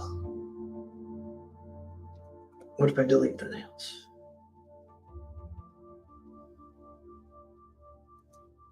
Son of the... Okay.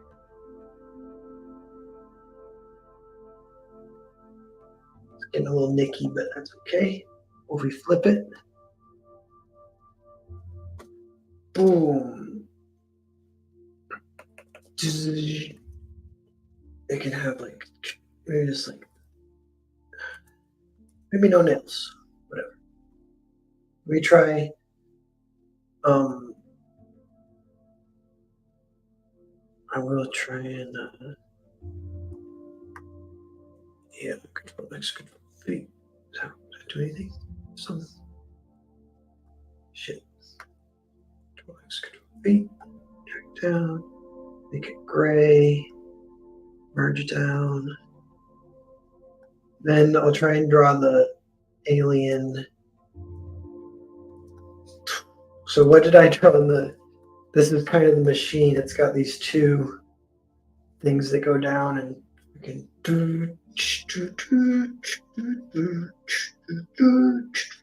You gotta hear this image.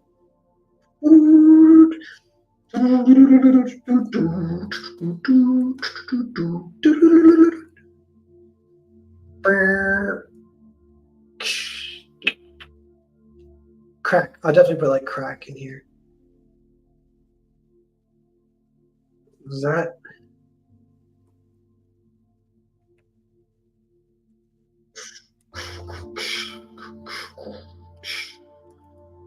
What if that's what it looks like? Is that crazy?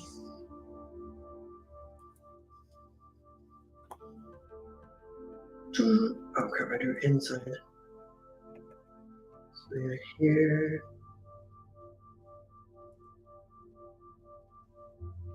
Boom, boom, boom.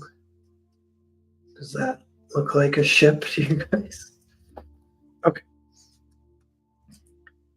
It's kind of bulbousy. If it's just the thing, yeah, like just that. I mean, that does serve the purpose. What we need though is one more thing here. Boom, crack. And then we need a sound effect.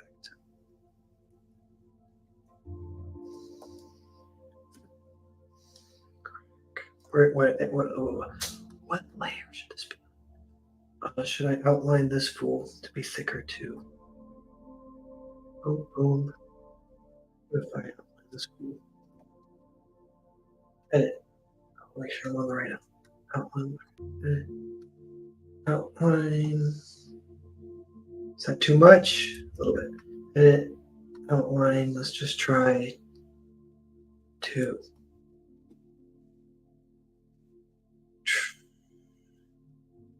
Is that almost too much? This. No, that looks okay. Okay.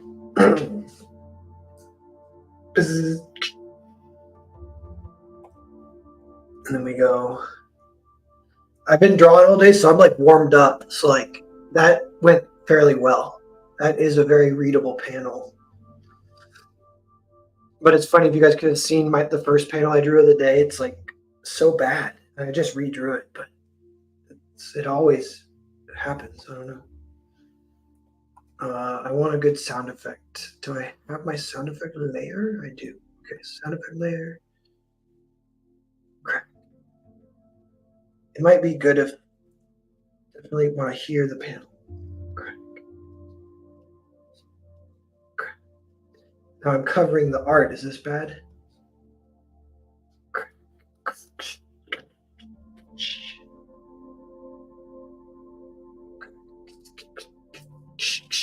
I will shrink this a little bit.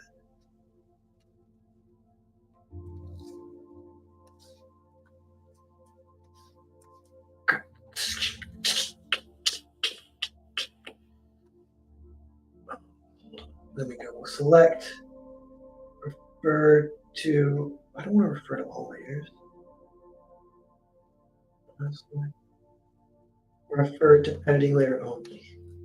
So, refer to referred layers. Boom. Okay, then I can give this a little white outline. Line selection, try 4.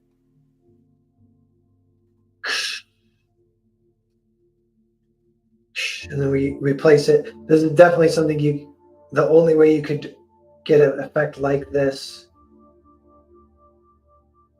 in traditional is with like the copy paste thing I've been doing. So yeah, the question is, does that sound effect destroy the readability? Oops, I want to make sure this is really, I'll put on its own layer until I get it positioned, and then I'll merge it down. Don't want to accidentally mess with other layers. Okay. So the options are like right across the middle, like right there, kind of works, or shrink it, and yeah, just like put it here. Well, that guy's gonna say, "Whoa!" There. Crack.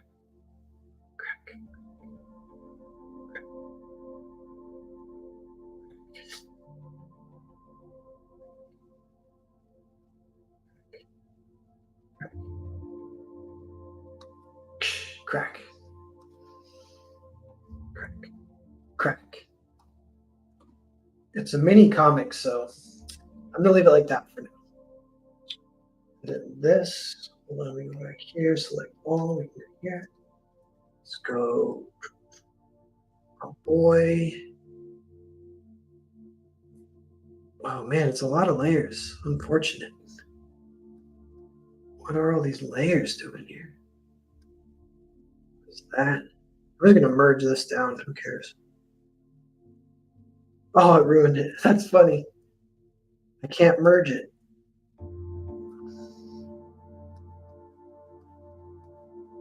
Yep, it's here. Look at this gray. So we either want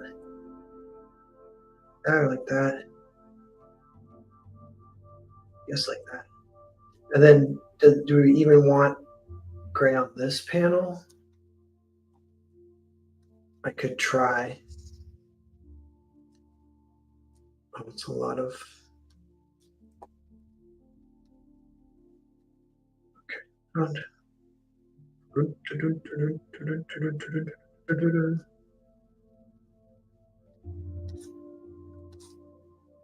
Ooh, I mean, maybe.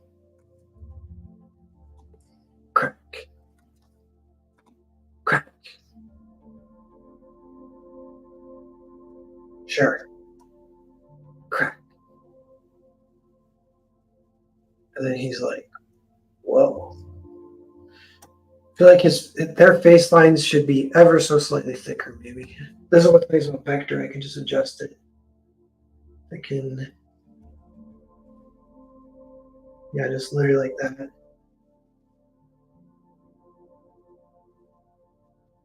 That's almost too much. It's funny, it's hard to pick. Yeah, 1 is good. Cool. All right, and then we got to do the lettering. And all he says is well, which definitely makes you want to turn the page.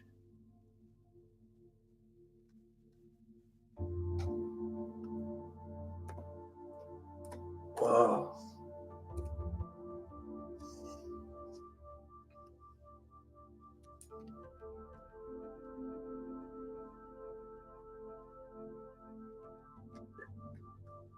You know what's kind of fun is we put the Brad Pitt "What's in the Box." That was like spur of the moment. And I was hanging with chat, just being silly, and like that's kind of fun to bring that energy to comics a little bit. But I ruined it by talking about it. But it's okay. There is right in here. Okay.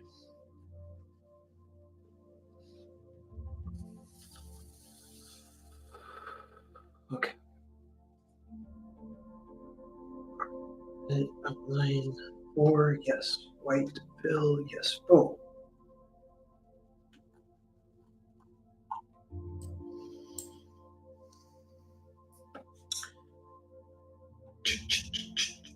File, save.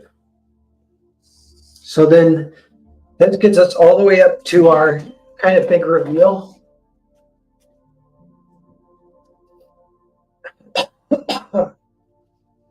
And I have an idea of how to draw it. I think it'll be funny. It'll be like this banana receding into the darkness of the box.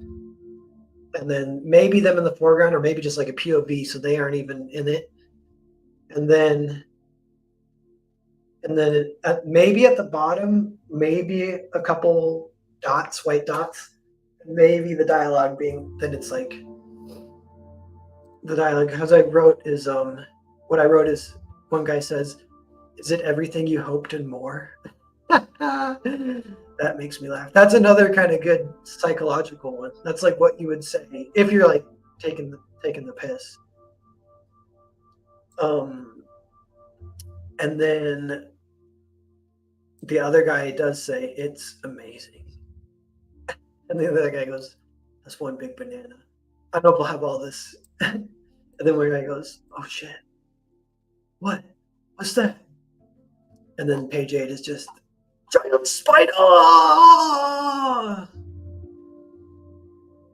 And then of course we do not get the resolution. Apparently they either fight the giant spider or they kill it or they are killed. But it doesn't matter. You understand? But we could, like, it's like if I did a sequel, it would be about the lore of the Intergalactic Postal Service and how it works. It would not be about what became of that giant spider and those 2 postal workers. Because you got to track, I don't know. For me, yeah, it's like, you could do that and that's kind of fun. But it's almost more, it's like, not to overuse the word autistic, but it's like, what's the most autistic direction you could go? And that's kind of fun sometimes. You're like, the most OCD, you're like, if we need to know more, Let's go in a direction that we wouldn't normally see. Well, I know Kung Fu. Clip Studio was a pain when I used it. It does take a little getting used to. If you ever give it another shot, try and take a little time to set up your shortcuts because that will help a lot. Keyboard shortcuts and kind of draw with two hands. Nobody in my shop reads comics. It's all Magic the Gathering and Warhammer. That's crazy, later, buddy. Later, are you leaving, Student of God? Yes. See ya if you're leaving. I'm gonna end the stream pretty soon. I go overboard on sound, so I'd shrink it. Do 2. Whir and crack. That's not a bad idea. Ooh, crack. Oh man, that's not a bad idea at all. I might do that and look at it and decide. That's good. Yep.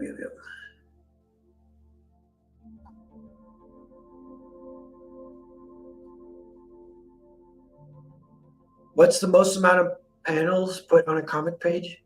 Good question. I'll tell you one thing. Frank Miller, when he did The Dark Knight Returns, which is like widely considered to be the best comic of all time, that whole book is on a 4x4 grid. So not every page is 16 panels, but a bunch are. And so 16 is like kind of the highest. I think he was like flexing and he was deliberately being ridiculous, kind of, because that's a ton. And when he does that, each panel is so small that you can it's about the size of, it makes the panels about like this big, or maybe this big. It makes them squares. So like this, you can get one dialogue bubble and a medium shot if you have to. So you could pack that shit in there. It changes the rhythm of how you read. It becomes more about rhythm actually, rather than like flow, I guess. Like it's flow versus rhythm. If you want rhythm, which they both work, I don't know. Like, I mean, it's great for a reason, having the kind of grid based. Watchmen did it, but Watchmen was on a 3x3 grid, so a little bit bigger panels. But that's like, that's considered a high panel page these days, and I do like that. I love the shapes that a 3x3 grid will create. It creates this vertical. It's the exact same aspect ratio as a page, but there's just 9 of them. And usually it works really great because there's always room at the top for the word bubbles, got the characters at the bottom. Anytime you have this kind of thing going on, this is very nice for the reader's eye. Just very chill, where the word bubbles are not cramped at all. It's very nice. Like here, the word bubbles are a little cramped over the art, If a whole comic's like that, readers don't like that. Gotta give them the space, like this even. These are the things I've learned over the years.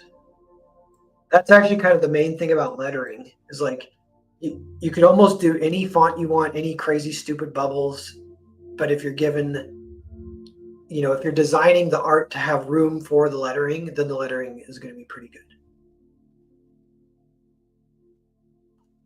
More or less. Maybe, I'm sure, maybe you could still ruin it. Maybe.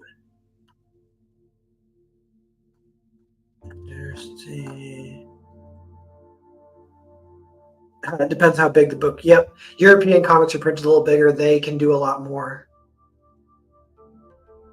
Spider never shows up again? Nope. The spider did not make it to the Grand Prix. Just the giant banana did. So read into that what you will. I was kind of thinking there might be more than one giant banana, and this giant banana was ill-fated. But there was another one that did make it.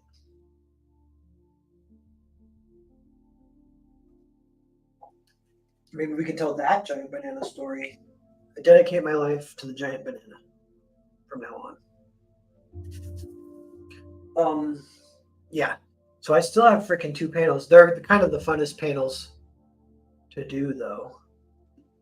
So they're going to be these 2. This one's blank, but these are just spacing out. So I'll have all my pages on one thing, and then I got to put like 1, 2, 3. I got to put those because you kind of need that for the print file in the bottom corner. You actually do have to number the pages because it helps people assemble it so they don't fold it up wrong or whatever. And that's the easiest way to check if you've created it correctly, as if it, the pages are in order once you assemble it, which is just like a matter of like literally one snip, and then one fold, basically, two folds maybe. But so yeah, so I'm gonna get that going. What do we got? We got one backer while I was talking, so thank you for Simply Green. I think it was you. Thanks for doing that. And anyone else feeling like jumping in tonight to get some Earthbound Grand Prix, go for it. And if you're watching this later, definitely take a look back at if it strikes your fancy. It's well, let's look at it real fast. We'll do like a little mini pitch. So one thing we get to do, I think, is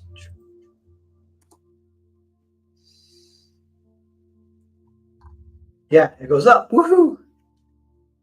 Excuse me. Okay. Yeah, Grand Prix. This one's fun. Some chaotic stuff happens. It's kind of fun. It gets to like play with the comic medium a little bit. That's why I don't know if I would throw that around too much. Like Earthbound is a little bit like that. The Giant Banana story is like that. We threw Brad Pitt in there. Are you serious? You know what I'm saying? Like, that's hilarious. But this one also has a little bit of stuff that I kind of like. I don't know. Like the chaos of the fight scene is kind of fun. And it's part 2 though. They're double issues each, so total is about 100 pages into the story, which is pretty deep into the story. A lot of fun stuff starts to happen. Part 3, I'm also really looking forward to. This is kind of how I judge a little bit of like how I keep going too, and what gives me like the motivation is I have to be like super excited to draw it with that, and that keeps me honest with the writing. And this script ended up being really fun, so I just can't wait for each new like thing that happens.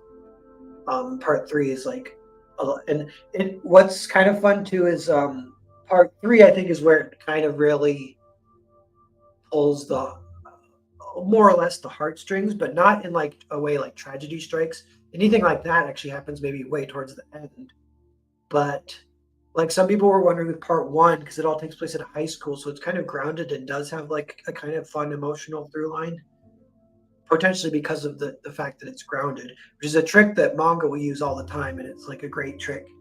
And I do know people were kind of wondering like, well, this one's not connected to the earth at all, so how do you get that emotional through line? And that is a little bit in this one. This one's still just set up and fun for the most part. But part 3 is like really establishing the emotional through line. So I'm really looking forward to that. I think that's kind of where I think I'll really get people, which is, like they're in and they like it. Anyone who reads it, I think, will like it. Most people will like it when I read the next one. But I'm thinking 3 is when I'll get you. 3 is when people will be like, ooh, this is something special. And then 4, 5, 6, there's even more crazy stuff. Like, you just can't wait for some of the stuff. Some of these achievement unlocks kind of thing. Angela Curry, what's up? How's it going, Angela? Tay. 48 pages just for part 2. Yeah, well, part 1 was like almost 48 pages. And it was 44, I think. Part 2 is 48. Part 3 will be like 48. They're all double issue length. And there's going to be 6 of them. But the first 3 are like the first trade, and it does end like that will be like the way Earthbound was, kind of like it's a little bit of a cliffhanger, but it like is a complete section of the story. And then 4, 5, 6 is another complete section. Tay Lebits. Were you going to say Tay lives, but somehow it was a typo. Are you preferring these multi-book stories versus the one long book? Well, yeah, because I've done Earthbound was 2 books, but that's like trade-sized releases. And then Foreign Agent was 1 book. Everything else has kind of been split into 2s almost. The Shorts Compendium counts as just 1 book, basically. but it was pretty long. They're all like trade size, but 2 trades. And this is the first time I'm doing essentially floppy releases, but they're double issue floppies. And they aren't even that floppy. They have like the cardboard cover. They're or cardstock. They're sturdy and kind of fun. Someone was telling me to say that too. They're like, you should almost stop calling them floppies, but it's like a double issue, not perfect bound. And it's like in a perfect world, I would just keep doing trades, but I kind of have to do it this way for now, just because of the production and to keep the money flowing a little bit. But I don't mind either way. And this way, little things come out of it that's pretty fun, actually. Like, it is fun to the way it kind of can build and everything. But you know what's interesting? So the first one did 16,000 raised on Fund My Comic, 4,000 on Indiegogo, so 20,000 total. And it's part, and you know, 1 of 6, but 3 would make a trade. So if you multiply that by 3, it would almost be like the money equivalent of raising a trade release, like a regular Earthbound 3 would be 60K. Earthbound 2 raised 80K, which was my record. And that was at the height of CG, the gold rush kind of era, where you even have like, you have to watch out for borderline grifters coming in, where you're never going to get your book because everyone's seeing it. They all got dollars signs in their eyes or whatever. That was kind of this crazy era of kind of awesome. But then, so 60 is still pretty good. So I was like, dang, I'm still cooking, like still got the ball rolling, still making a living doing comics, which is always a little nerve-wracking. But now, so the only thing with that is I really want this one to repeat those numbers. And it's a little, we'll see how it's going, but it's a little bit behind the last one at this point. Yeah, so like if this gets to 16K is what we really want. And, you know, if it doesn't, that's fine. We'll just see what we, you know, like if I have to, I think, live off working for you boy Zach for a year. Then I can sell my Bitcoin. That would buy me another year. And so I can make it time 40 no matter what doing comics. But then I would really have to figure something out. And, you know, when shit hit the fan a little bit, how much you guys were following quote unquote drama, but I get whatever, like I get like threats from random assholes being like, we're going to send you back to the deli, Narwhal. I'm like, oh my God, so fucking stupid. So I have the extra motivation to like make it work. But the other little side thing is, you know, maybe working with Mark Miller at some point. There's been talk. But what I say about that too is, you know, he's awesome. But I got the feeling he kind of he's like got, as far as people in mind that he'd like to work with, it might be like, you know, 20 would be like a low guess, maybe 50 artists even. He kind of feels that way. And so I'm on that list, but that does not mean that I would be brought into the big leagues or whatever, called into the game, you know. But I do want to pursue that as a possibility. That's one reason I'm exploring the traditional art type stuff. And with that too, I mentioned it earlier, but I'm doing for now like a test with the personal story with traditional art. It takes a little bit longer and it's harder to figure out how to do it in color, but I can do it in black and white and it looks pretty sweet, kind of like manga style. And that is looking quite fun, quite awesome. And I will be sharing that PDF of the first 8 pages as a preview to my mailing list, which my mailing list has like 1,100, like, because over the years, these are people who've signed up to kind of receive Narwhal updates. And I sent for this one, because some of those people are old, you know, a while back, and they signed up. So I sent out the new update announcing this campaign, and it was at 1,200 and it dropped to 1,100 50. It lost like 30, I think, or something. So like 30 people who like don't want to be on the mailing list. And you can just click the unsubscribe. But and I'm worried like if you send too many updates, maybe you get more people unsubscribing. I don't know. But I also kind of like I think it'd be nice if like my main mailing list audience, if they don't mind if I kind of send them, not spamming, but if I send them as much as an email a week, as long as I got shit to say. I kind of like keeping in touch with the audience. But I don't know when the next email will be. It might be it's been like a week now, so it might be next week. So it'll be 2 weeks. I'll send another email, and that might be the one that includes the 8-page preview of Percival, and it might also include the print file for this mini comic, for the Giant Banana mini comic, and maybe even the Hotel Story mini comic. So there's been 2 mini comics so far. Mini comics are super awesome and fun, and they remind me of pamphlets from like the 1600s when the printing press was first invented, and like Martin Luther was like spreading, the Protestant anti-Catholic, not anti-Catholic, I don't know if you call it that, but maybe you would. But the protesting the Catholic Church, the pamphlets are spreading. That's like mini comics, but they're not like lame. Not that those were lame, but they're not necessarily, like pamphlets as far as like boring.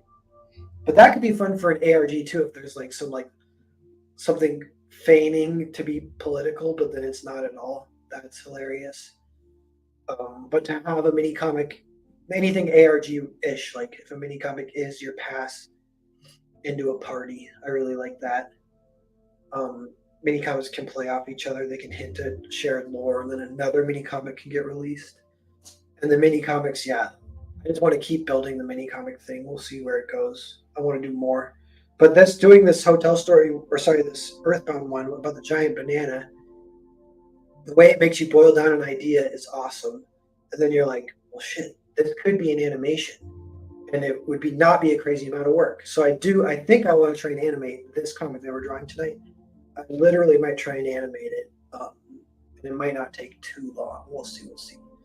I do kind of have things stacking up, and it kind of can stress me out. We'll see how it goes. But a lot of things on my plate. But yeah, 16 people watching. Thanks everyone for being here. The Nards hanging out. I bet everyone here is backed in. But definitely before it closes. Sometimes I wonder about that too. Of like, I think I was nervous with the first Grande Prix campaign. I did a little poll. I was like, who hasn't backed yet but will? And like 100 people responded to that. There's always a pretty big number of people kind of that they are going to back it, but just haven't yet. Print out Narwhal mini comics and leave them in laundromats and public restrooms. For real, like it's fun. You can find them anywhere. That is what like your boy Zach's fantasy about Iron Sights was. He's like, you can find it in like a truck stop bathroom, and it's just been left. Someone had read it and left, and you can pick it up and you can read it. I was like, I can relate to that. But specifically a truck stop bathroom, hopefully it doesn't have pubes on it or anything. But mini comics for show, even more or like that. And I got an in-person show coming up next weekend in Port Angeles, so I'll have made some mini comics there. Have them ready. Have a look at Writing Shotgun for Motion Comics. It's on YouTube. I'll check that out.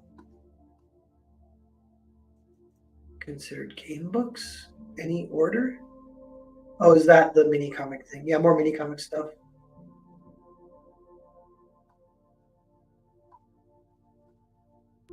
I want to see the Narwhal library, the Narwhal collection spread out to new markets. Yeah. Yeah, me too. I did an interview with Jan. He had pretty good advice, and he was saying that there just aren't enough comic readers, but there are people who are interested, but they don't know about it. So he's like, if you have a fantasy book, kind of reach out to like the fantasy gaming, fantasy board gaming, et cetera, et cetera. And and you might try to be selling them their first comic, or maybe they've read a comic here and there. You're trying to make yourself aware to them, and that's like that happy balance of like you're cold calling a new audience, but they are kind of pre-scripted to kind of fit where they might actually be glad that you reached out to them. And that's like building a new audience, because right now the comic audience is too small, so it just needs to be built, and that's how you build it, he was saying. And I was like, I kind of like, so like for me, for Earthbound, it's like sci-fi, so it's literally like you find an audience of people who like sci-fi. The one, the one I was thinking, if we could somehow, I was joking for a while that it's the the audience that you could reach out to and bring in would be, uh, shoot, what's her name? The pop singer who dates the football player, who might be a dude. That's the conspiracy theory. You guys know what I'm talking about? So we would bring her fans in somehow. But for serious, Brandon Sanderson literally sells 100,000 books every time he does a crowdfund. Those people would like a good graphic novel, they would love that. And how do we let them know? How do we do it? Can we reach out to Brandon Sanderson?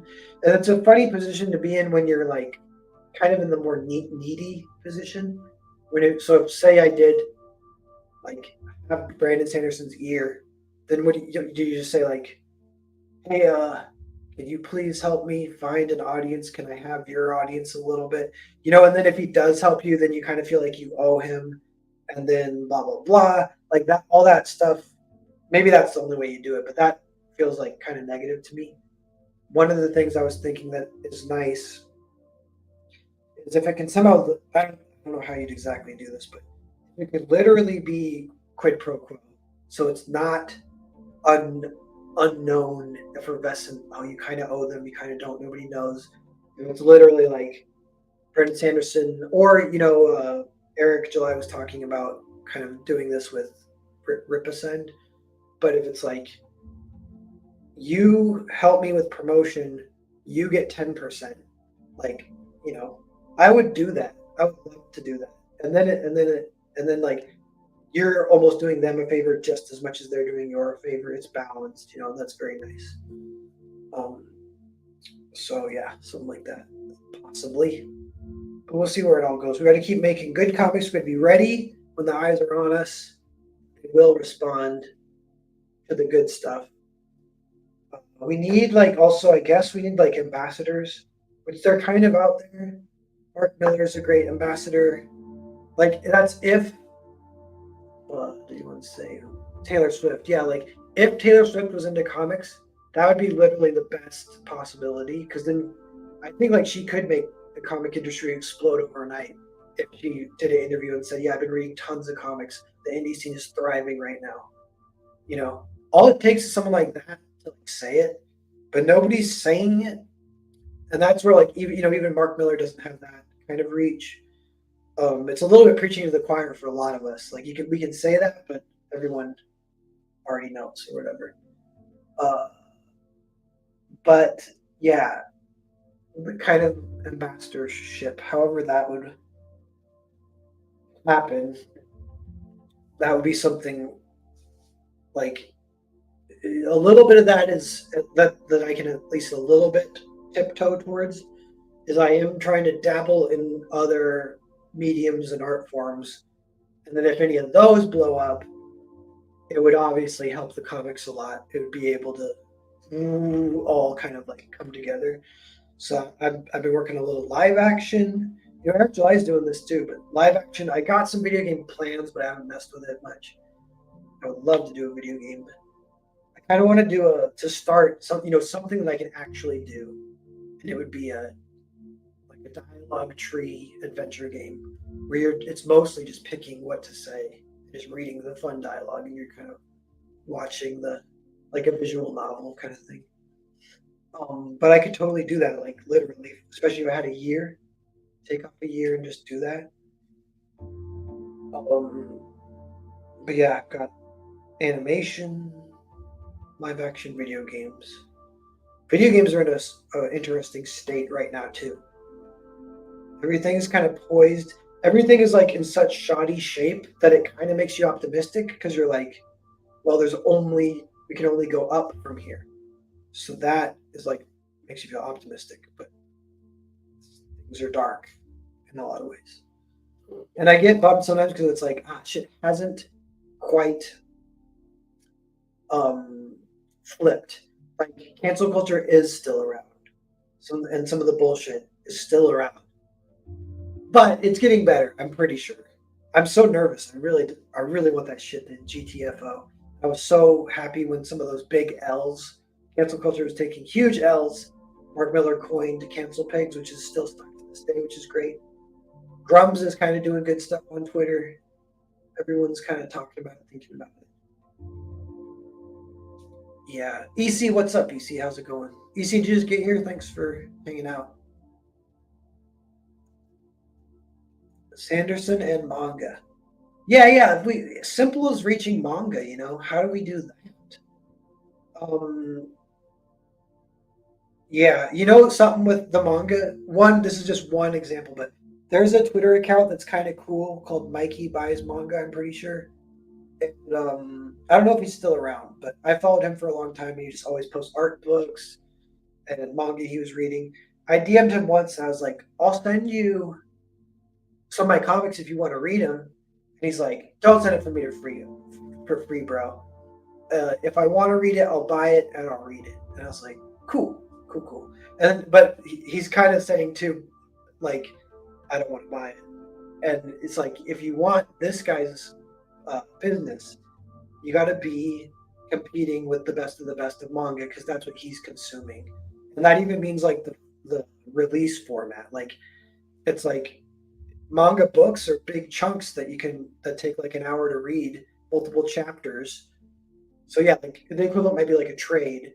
So yeah, like release a trade, then you might have their ear. Then it has to be quality stuff too. You could try to do the one-to-one. Like we haven't done too much of this. Of like literally just release a manga book and see. I have one manga script from Brendan Swan, and Brendan Swan is fluent in Japanese. Like it's like manga money, so great. And I have some schemes to get it out there, but that's one. Unfortunately, I'm so backed up. The budgets aren't quite there right now. We'll see. 17 people watching. How's it going, everyone? By the way, Fund My Comic. In the last 24 hours, we've had one backer, so we're due for two. We could use two. Let's do it. It's sometimes it's like I was gonna say it. It's like slowly but surely is like kind of the feeling with the campaigns. They just if you focus too much on it, it can kind of get stressful. But if you just check it in a week, it's gone up like $1,000, and you're like, nice, or more, $2,000, $3,000, even whatever the pace. But this one's a little bit behind schedule. We'll see where it all goes. But I mentioned we got 16K. That's the special number. There is a stretch goal. If we hit it, I'll release a literal pamphlet detailing the lore and logic of the post office for the Grand Prix universe. So that'll be great. And maybe I'll even tell you what happened to the spider. What happened to the spider? You must. What are you guys saying? EC's hanging out. Angela Curry, what's up? Still scheming. RPG Maker. Let's see, that would be fun. The problem there is even, I don't know, like, so Jared, my frequent collaborator, he's done 2 RPG Maker games. They are awesome. Like, I do kind of think he's a genius. But they're like, they each take like 5 to 10 minutes to beat. And they're very simple and very fun. But you could never charge money for them. And those are, I think he did those in 24-hour game jams. If you wanted to make like, and tell an actual story, have it take at least a couple hours to beat. it would take quite a bit of time, and it's a little weird. I don't know how to go about these things. High-res sprite animations, that'd be sweet. I think I mentioned cinematic platformers before. Yeah, you know what? Straight up, I do want to do that eventually. Punished, what's up? Let's do it. Thanks, Punished.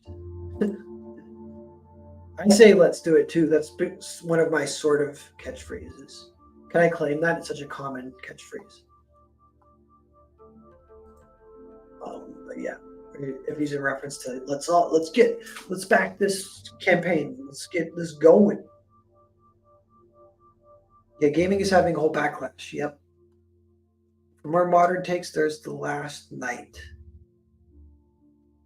Oh, that's cinematic platformer. I want to check that out. I'm going to Google that right now. I'll have it in another window.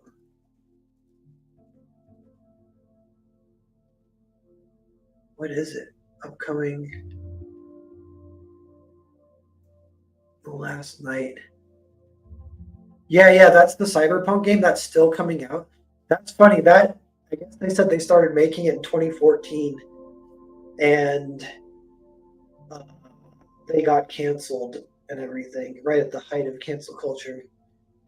And I missed what happened, but apparently, if their game survived and is still coming out, that's definite W. That's awesome. Hey, 19 people watching. Hey, a few people filtered in. Damn, we've been streaming 2 hours, 21 minutes.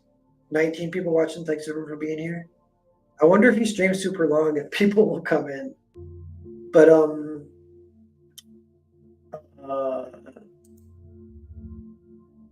yeah.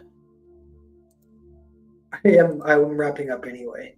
But I might keep hanging for a second. I'm kind of shilling a little bit is all. I'm just if people watch the video. The video is like kind of embarrassing. Because it's like people giving me compliments and I edited it. So I was the one who like found compliments of myself and then put them all together. But if you put them all in a row, it does give the impression that the illusion that Narwhal is here to stay. You want an apprentice and you chose Mags? Why don't you choose Narwhal? Narwhal is an actual genius.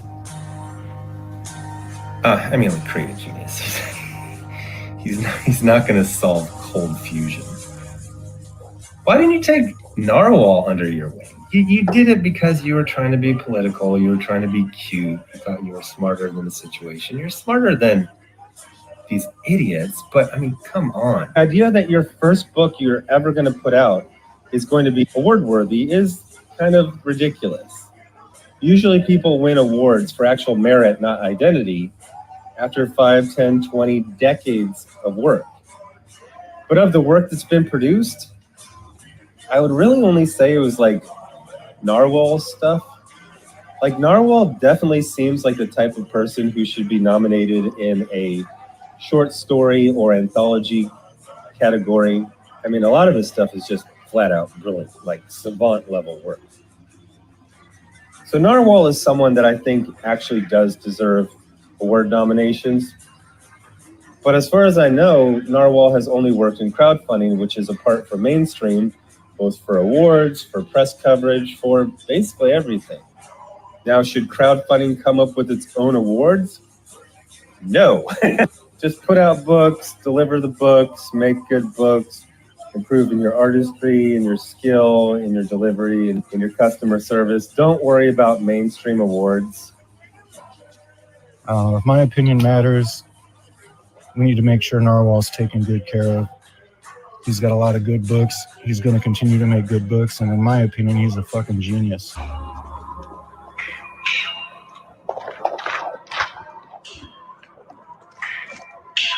I say this, but in another universe, alternate history, I would be Sean Gordon Murphy's apprentice. But that's not necessarily better. But maybe it is actually way better. I don't know. We're in a weird universe where SJW's effed everything up. The worst thing that they did is they somehow stopped the connection between sort of like the generations, but even just like the worlds, like so that me and Sean Gordon Murphy aren't friends. That's bullshit. And then Mark Miller and me becoming kind of friends is like that barely happened, and the fact that it did is so awesome. Um, but everything else, so and the things are healing slightly, where that is becoming a little more of a possibility. That's another thing that's I feel slightly optimistic about. But yeah, Alex Witherow says, it was your boy's action review of Earthbound that introduced me to your work. He was so effusive, it got my attention. Yeah, that's one thing I noticed that's funny is like, and it has to be, it's cool that he did that, and it's cool that he was like earnest and like heartfelt or whatever, and he's okay with saying that, because I think part of it is he felt some kind of fun, not fun participation in that, because he felt like he had sort of discovered it like almost randomly, and that excited him. So that fueled the excitement even more. Because if you just read a great book, you usually don't get that effusive, really. And even his other reviews, it's like I don't think he'll just be like, "Yeah, it's great." But if you say something's great, it doesn't catch people's ear. People will be like, "Nice, like it's great, cool. Like a million things are great. I gotta buy, gotta figure out when to spend my hard-earned cash on." And that's where I was kind of saying earlier. It's funny, but it's whenever anything kind of like explodes a little bit, it's usually because there's like a narrative, and the narrative, it can be like a real thing. It's not like you manufacture the narrative, but the for what really helped Earthbound 1 had that lightning in a bottle kind of thing, where people were feeling like they were discovering it, so that adds to like the the fun of the situation. And then the success was moving me from the Fred Meyer deli to be a pro comic guy. Those two things combined, and Earthbound kind of exploded for that reason. Um, and but yeah, it's funny that like uh, yeah, I don't know. Like I sometimes I wonder if I'll even tell people. I'll be like, by the way, if you feel like promoting Earthbound and you're comfortable with hyperbolic praise, definitely do that, because that is what will actually like catch people's ear. Because if a lot of people be like, yeah, it was great, and like, sweet, thank you.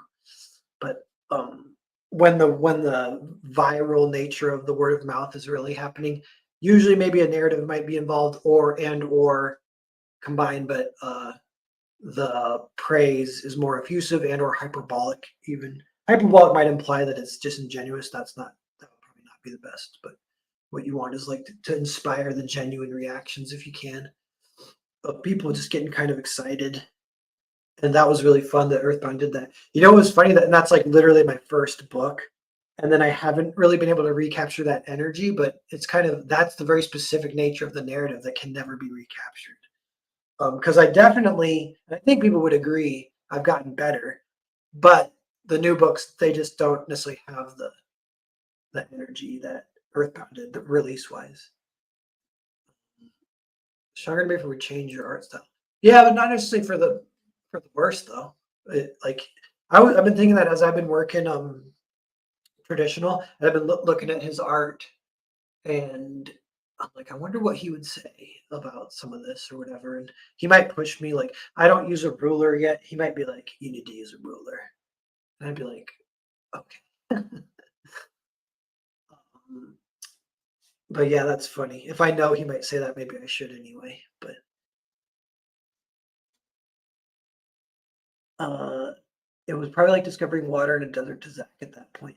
Well, yeah, one of his quotes, he said like, how many books have I read now? Like in my life or reviewed on my channel? He's like, it's like 2,000. I have never read a book that's like this, which was like very crazy for him to say. That's the kind of stuff that people go, damn. And he'd said that. And the campaign sold out overnight.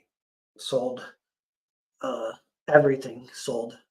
And I was like, dang, that's crazy. It's a lot of fun. Jeremy Icefire, what's up, man? How's it going? You need a Lebanese makeup woman to criticize your accent. Make a narrative. Yeah, yeah. Ruler schmooler. Yeah, see, that's kind of how I feel a little bit. Yeah, he'd been down. What about getting Mark Miller a creative block? I'll think about it. I'm a little bit nervous about overextending my, relationship, but definitely down the line, if we ever work together, then I ask him. Also, kind of just dust settling in general, I think, is like a thing that needs to happen right now. Um, I've been saying that for a few months, but I just keep kind of waiting for things to kind of calm down. Or it's like sort of like a civil war in indie comics, and it's embarrassing. Um, so if I like bring Mark Miller into that, not that it would even like specifically be involved in that, but uh, yeah, you know what I mean.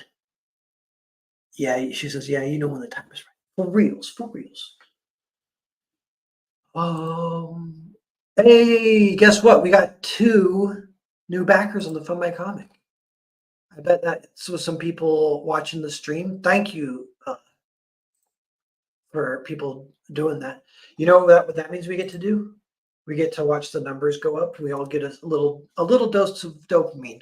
Live vicariously through me, and let's together enjoy these numbers going up without killing angels. Because everyone knows it's a curse. If you reload it and it doesn't go up, then an angel dies, and we can avoid that. We're literally saving angels. 123. Look at that. That's fun.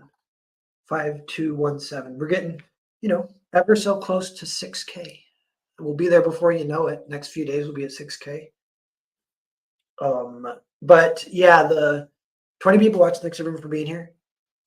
There might be some new people, so let me show you guys so far what we got for this. Let's read it. We'll read it in Clip Studio. So I'm gonna like zoom in and just scroll. And these are very small. This is almost bigger than it will be in real life. These are hold the palm of your hand, each of these drawings. But this is the mini comic that will be included in every order of the Grand Prix on Fun My Comic.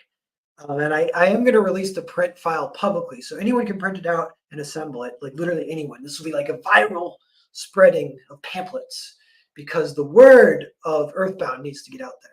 But this is maybe not even the best representation. It's a trite. Mini comics are kind of supposed to be trite, but the freedom that comes from that is very fun to play with.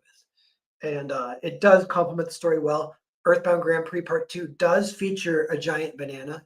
And this is like a little bit of an achievement unlocked kind of thing. Like comics, maybe there's been a giant banana here or there. This is the biggest banana that has ever been in comics, period. And I challenge someone to one-up me with an even bigger banana, but you have to read it first to see just how big the banana is. It's not like it's insane. It's not like it's 100 feet, because that would collapse under its own weight. We got to be realistic here. But like, how big can a banana get before it collapses under its own weight? Not crazy big, but we can get a pretty big banana. And it's in Earthbound Grand Prix. And I don't know about you guys, but if I hear about a giant banana, I start to get intrigued and curious about it. So I had this idea for a side story to involve how the banana got to that point in the story. And that's what this mini comic is. So we started on 2 kind of space postal workers, basically, doing the shipping kind of stuff. So Panel Winnie goes, next, he's smoking a cigar. Tap, tap, Earthbound. What is it?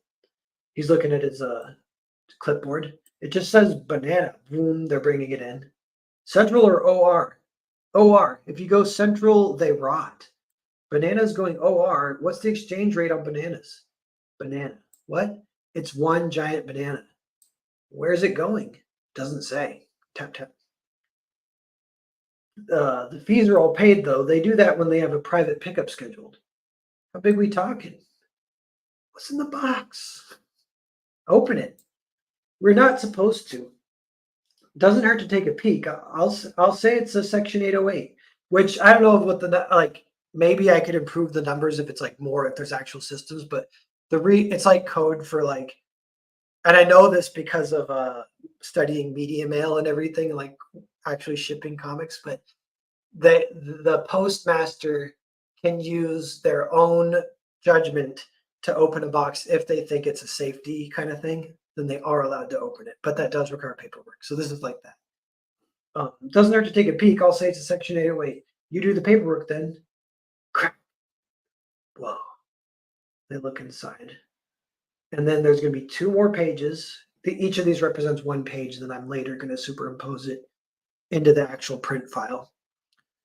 And it's going to be them looking into the hazy darkness of this giant box. And there's a big banana back there. And they're like, what does he say? Hold on. Is it everything you hoped for and more? It's amazing. That's one big banana. Oh shit. What? What's that? And then page 8 is a giant spider jumps out, and then they go, giant spider! Somehow, as you all know, there's no setup for this, but which is why I like it. But I think everyone knows that spiders come with shipments of bananas, and this giant banana happens to have a giant spider. And that's the short comic. And you do not know the fate of the spider nor the workers, but the story ends there. And then there will be a stretch goal if we hit 16K. That will be explaining a little bit more of the lore of the post office and how it works. I think it will explain OR and Central at least, maybe more. And it may reveal a little bit of the incident of what happened to the banana and to the spider. But we'll see. Giant spider! It is a Section 808 because of the giant spider. See, I don't know what 808 really means or what the number is. She goes, sounds legit to me. Section 80085. If I see a giant banana, I get pretty intrigued. Yeah. If there are bananas, are there kumquats? Oh, you can make anything big. You can milk anything with nipples. Yeah.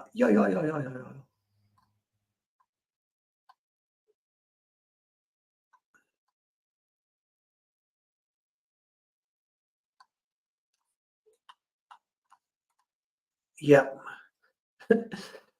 So that's, I got to do 2 more panels. I might try and do it tonight, but probably not on stream because I finished my energy drink and it's getting a little late. I don't know. I'm letting it stew of what the imagery will be. I'll try and do it fast, but I'm going to get to that. But it's been kind of fun. A few more people are coming in. We're getting a few more sales. So I'm like, we'll keep going a little bit. But yeah, we got a few sales. Thanks, everyone.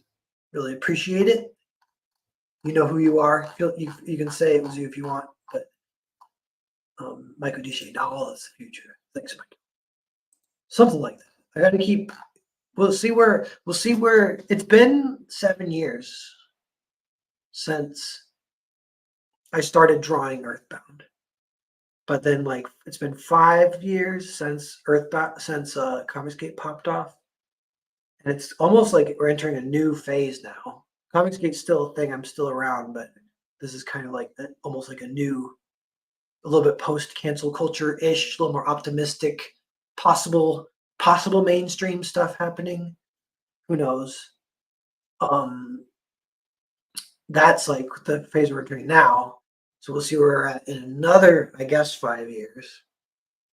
And then hopefully we're like doing crazy shit eventually. Who knows though, you know what I mean? What do you guys think of the Brad Pitt panel saying what's in the box? Do you guys think that's awesome? It stays. I don't care what you say. When I was little, there was a Twilight Zone episode where the main characters got taken by a big spider. It's nightmare fuel for me. Yeah. You know something? If this story did continue, it would be that they evacuate, and then the spider is like in that room, and they can't enter because like they're kind of scared of it, / it's dangerous. And they're scheming to maybe kill it, but I think one of them will literally be scheming to save it because he's like, so they're all like, fuck spiders, we just got to kill this thing. Like, how do we even do it? Let's get some flamethrowers, whatever. And then one guy's like, yeah. And he's like literally working against them. He's like, I'm going to save the spider. And then he does save it somehow and get it to a planet. Because I like pro-spider propaganda. That's what I want to do with my life. For reals. I love spiders. But the thing is, I used to hate them, and that's why I feel so bad. I'm trying to make amends. I killed the most majestic spider last summer. I feel so bad about it. It haunts me. It was this giant freaking spider, so scary, and I murdered it. And then I felt so bad. So ever since, I've been watching YouTube videos on spiders to try and not get scared of spiders. And they have them on YouTube. They even call it like, I don't know, like arachnophobia cured, baby steps. Like one of the things they say is like the gateway. Maybe they use that term, like gateway drug or whatever. It's like the first spider. If you want to not be scared of spiders, the first spider to kind of get into is the jumping spider because they're so cute. They have 2 huge eyes and then 6 tiny eyes that you can't even see. So they literally look cute. They look friendly and they're pretty smart. They're almost like the smartest spider. And so they'll never bite you because they know what's going on. Like they just know there's no point almost. The only time they might, maybe they bite you, like if you're about to accidentally squish it. But then they call it a dry bite where they don't inject you with venom. And even if they get you the venom, it's like a bee sting, it's like it's not that big a deal. But they'll just like give you a little love bite almost. And the other spiders actually one notch down from that is the wolf spider, which is terrifying. They get big and they're super creepy looking, but they also are super smart. So they like, yeah, literally are. It's funny because I don't know. There might be stories where they've bitten you or whatever, and if you Google it, they're like, yeah, they can bite, so avoid them. Don't reach your hand in there. But then you can watch YouTube videos of people like, no, see, literally look, and they'll go. And the spider will usually they'll run away. But there's one, it's actually the huntsman spider, which is like gargantuan in Australia. And it's a guy going like, huh, and the spider runs away. He goes, puts his other hand, huh, and it like runs on his arm, and then he just like, huh, blah, blah, blah, blah. It's like all over. It's on his face, running everywhere. They're super fast, super huge, very scary, but it never bites them. They're like nice, it's weird. And yeah, spiders, they're actually kind of cool, but they specifically are cool because they murder actually slightly more annoying beasts, which like mosquitoes or whatever. EC says the head tilt thing. I know jumping spiders will literally tilt their head like a puppy at you. Once you see that, you can't unsee it. Yeah, and with that giant, how it was, I think it was a wolf spider that I killed, but it was like a house spider, like just like a giant freaking creepy looking spider. They say if you see them roaming like that, because they normally don't roam, they'll hang out by their little web wherever they set up and just eat things and murder things and live. But the males go roaming kind of close to the end of their life. So they're when they're huge and it's time to like find a mate, basically. So they're looking for a mate, then they roam. And that's what that guy was doing. And I murdered him. And I was like, oh my God, you just wanted a mate and I murdered you. I'm so sorry. If I would have known, I would have helped you, buddy. I would have helped you. I'd have been a spider wingman. I would have helped you find a spider girlfriend. And then they mate and die pretty much. Or, like sometimes the species, the woman will eat the man, but usually it's like they just mate and then they might still hang out. I don't even know, but it's like towards the end of their life at that point. So most spiders only live a year. Which is crazy. People keep jumping spiders as pets. It's pretty sad when they die because they're legit awesome pets and they only live a year. That's like a little bit hard. I was thinking about that. I was like, oh, imagine if dogs were like that. Like that would be, they almost like wouldn't be a good pet because the kind of risk to reward kind of thing with the sadness. It's like pushing it at 10 years. It's like you have to deal with this absolute sadness every 10 years. Still worth it probably. As it is because most people do get dogs. I might get a dog soon too. We'll see. Sooner or later that might happen. You've seen a hobo spider nest? I can only imagine it's creepy. Wolf spiders keep their babies on their back. That's creepy as absolute F. Hobos are creepy, but hobos get a little bit of a bad rap. I heard it's actually misinformation that they are super paralytic / necro whatever where they like rot where they bite you. There is a spider that does that. It's a brown recluse, but they say too, even with that, if a brown recluse bites you, uh, that's one that you don't want to like try and do the playfulness with, just for obvious reasons. But if it bites you, you get a really red bite. But all the horror photos of it rotting, that's actually like another thing. I mean, it's like it's basically where it gets infected, and then you have another thing happen. And so it makes this other thing possible, but in like rare cases and where you like don't wash it or treat it or take care of it or something, then yeah, you get what do they even call it? But it's like a staph infection almost kind of thing, um, which is just an addition. But that's actually not part of the bite. The bite is just like inflamed red, even from a brown recluse. And then hobos, they say they kind of got mixed up with brown recluse or something, but they say they don't. It's not even like that for them. They are actually like fine, is what they say. But they are super creepy. Hobos are creepy. Black Widows, where I'm at. Yeah, they're around ish in Washington, supposedly in wooden stacks. But oh, another thing is funny is I was catching up with a friend from high school. I hadn't seen in a while, and he lives kind of near my parents. So I biked over, and he has a farm that he's kind of fixing up. And he's like, "Do you want to just talk while I work? Because I'm just trying to get some shit done." So we were catching up, and I was helping him here and there, but he knew what he was doing. So he's mostly working. We're just chatting. And he was kind of fixing up this part of the wall of this really old shed. He was tearing off rotten pieces of wood and kind of replacing them with slightly better pieces. He was trying to repurpose wood, so he's finding wood that could still work, putting it back. Kind of cool work. But I did notice watching him, I'm like, he wasn't wearing gloves. He's just reaching into this old wood and ripping it out. And you literally see every time he did it, you would see spiders scampering away from his hands. And he didn't care because they're literally scampering away. And he never got bit. But for me, like that would just like creep me out kind of. It definitely would. Maybe I could get into the zone and not care or whatever, but that was like for him, yeah, it's like I would want gloves or something. He's like, no gloves. He's like they're just running away and they're everywhere, but they're literally running away. They would never run towards him and then like what, like bite you? Like they just that never happens. Um, except when it maybe does if you're maybe gonna accidentally squish it somehow. That is like a risk, I guess. Yep. The Dunny ball biter. Is that it? Spider? Golden orb weavers. Yeah, those are creepy. And those like any orb weaver, they're like super poisonous, right? And there's some South American ones that are terrible, some super creepy ones in Australia.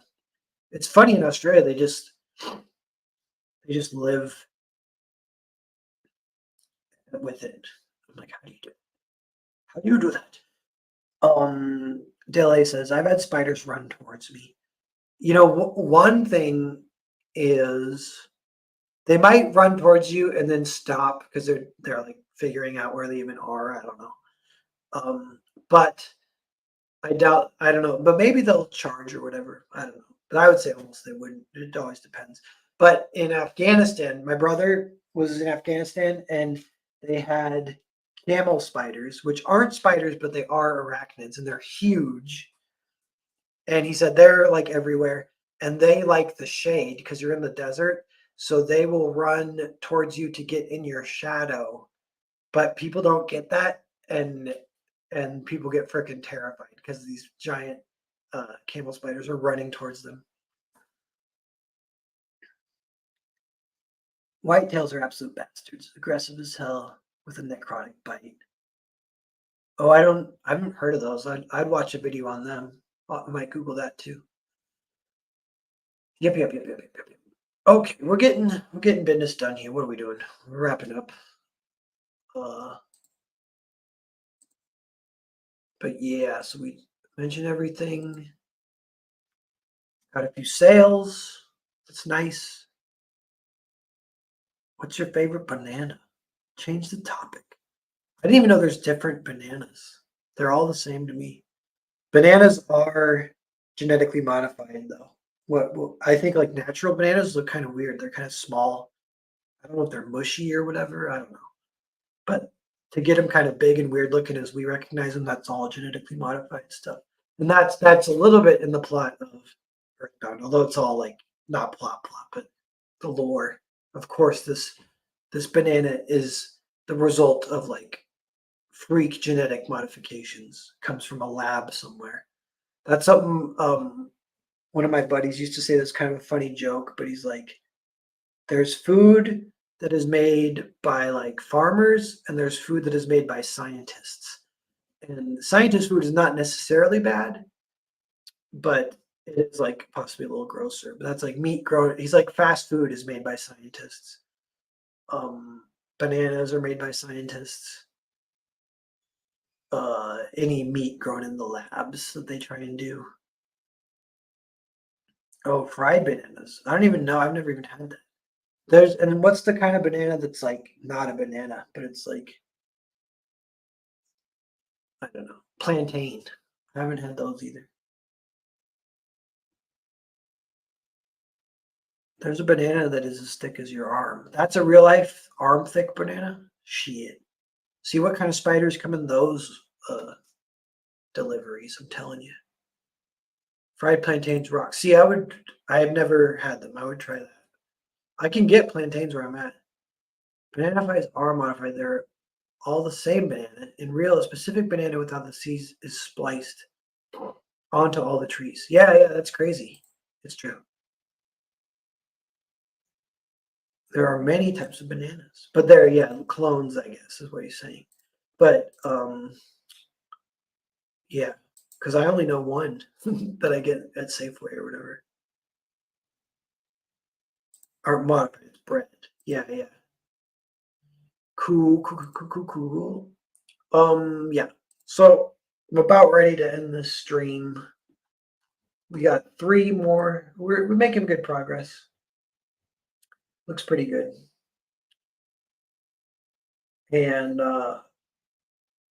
yeah, we'll be able to keep chatting or whatever. Streaming in later. Catch you guys later. Keep things abreast, keep things moving. New projects, secret and public. Some new announcements. Definitely, though, the mailing list and then delivering the 8-page preview PDF of the Percival script that's all drawn traditionally to the mailing list is like a fun idea I'm excited for. And just mini comics in general, but definitely this mini comic. And then maybe another mini comic, but maybe like a lore pamphlet. Maybe the lore pamphlet could be a mini comic. Oh gosh. See, it's potentially a lot of work, but I don't even care. I just love it. The trivia reason banana candy doesn't taste like bananas is because banana it was based out of was wiped out by disease. The danger of monoculture. Oh, that's funny. We've forgotten the taste of true banana. It's gone forever. Thanks for the hangout. Yeah, thanks guys. Thanks for got 3 backers as we're hanging out. That's good stuff. Keep them coming if you feel like checking it out. If you're seeing this, check out the comic and give it a read, give it a back. And we will not be updating it because we do not want to kill an angel, but the next little mini step is 125, those numbers. 124, but 125, 55, 6 style. Keep it going. Cool. And with that, I will let you guys go, but thanks for hanging out. See everyone later.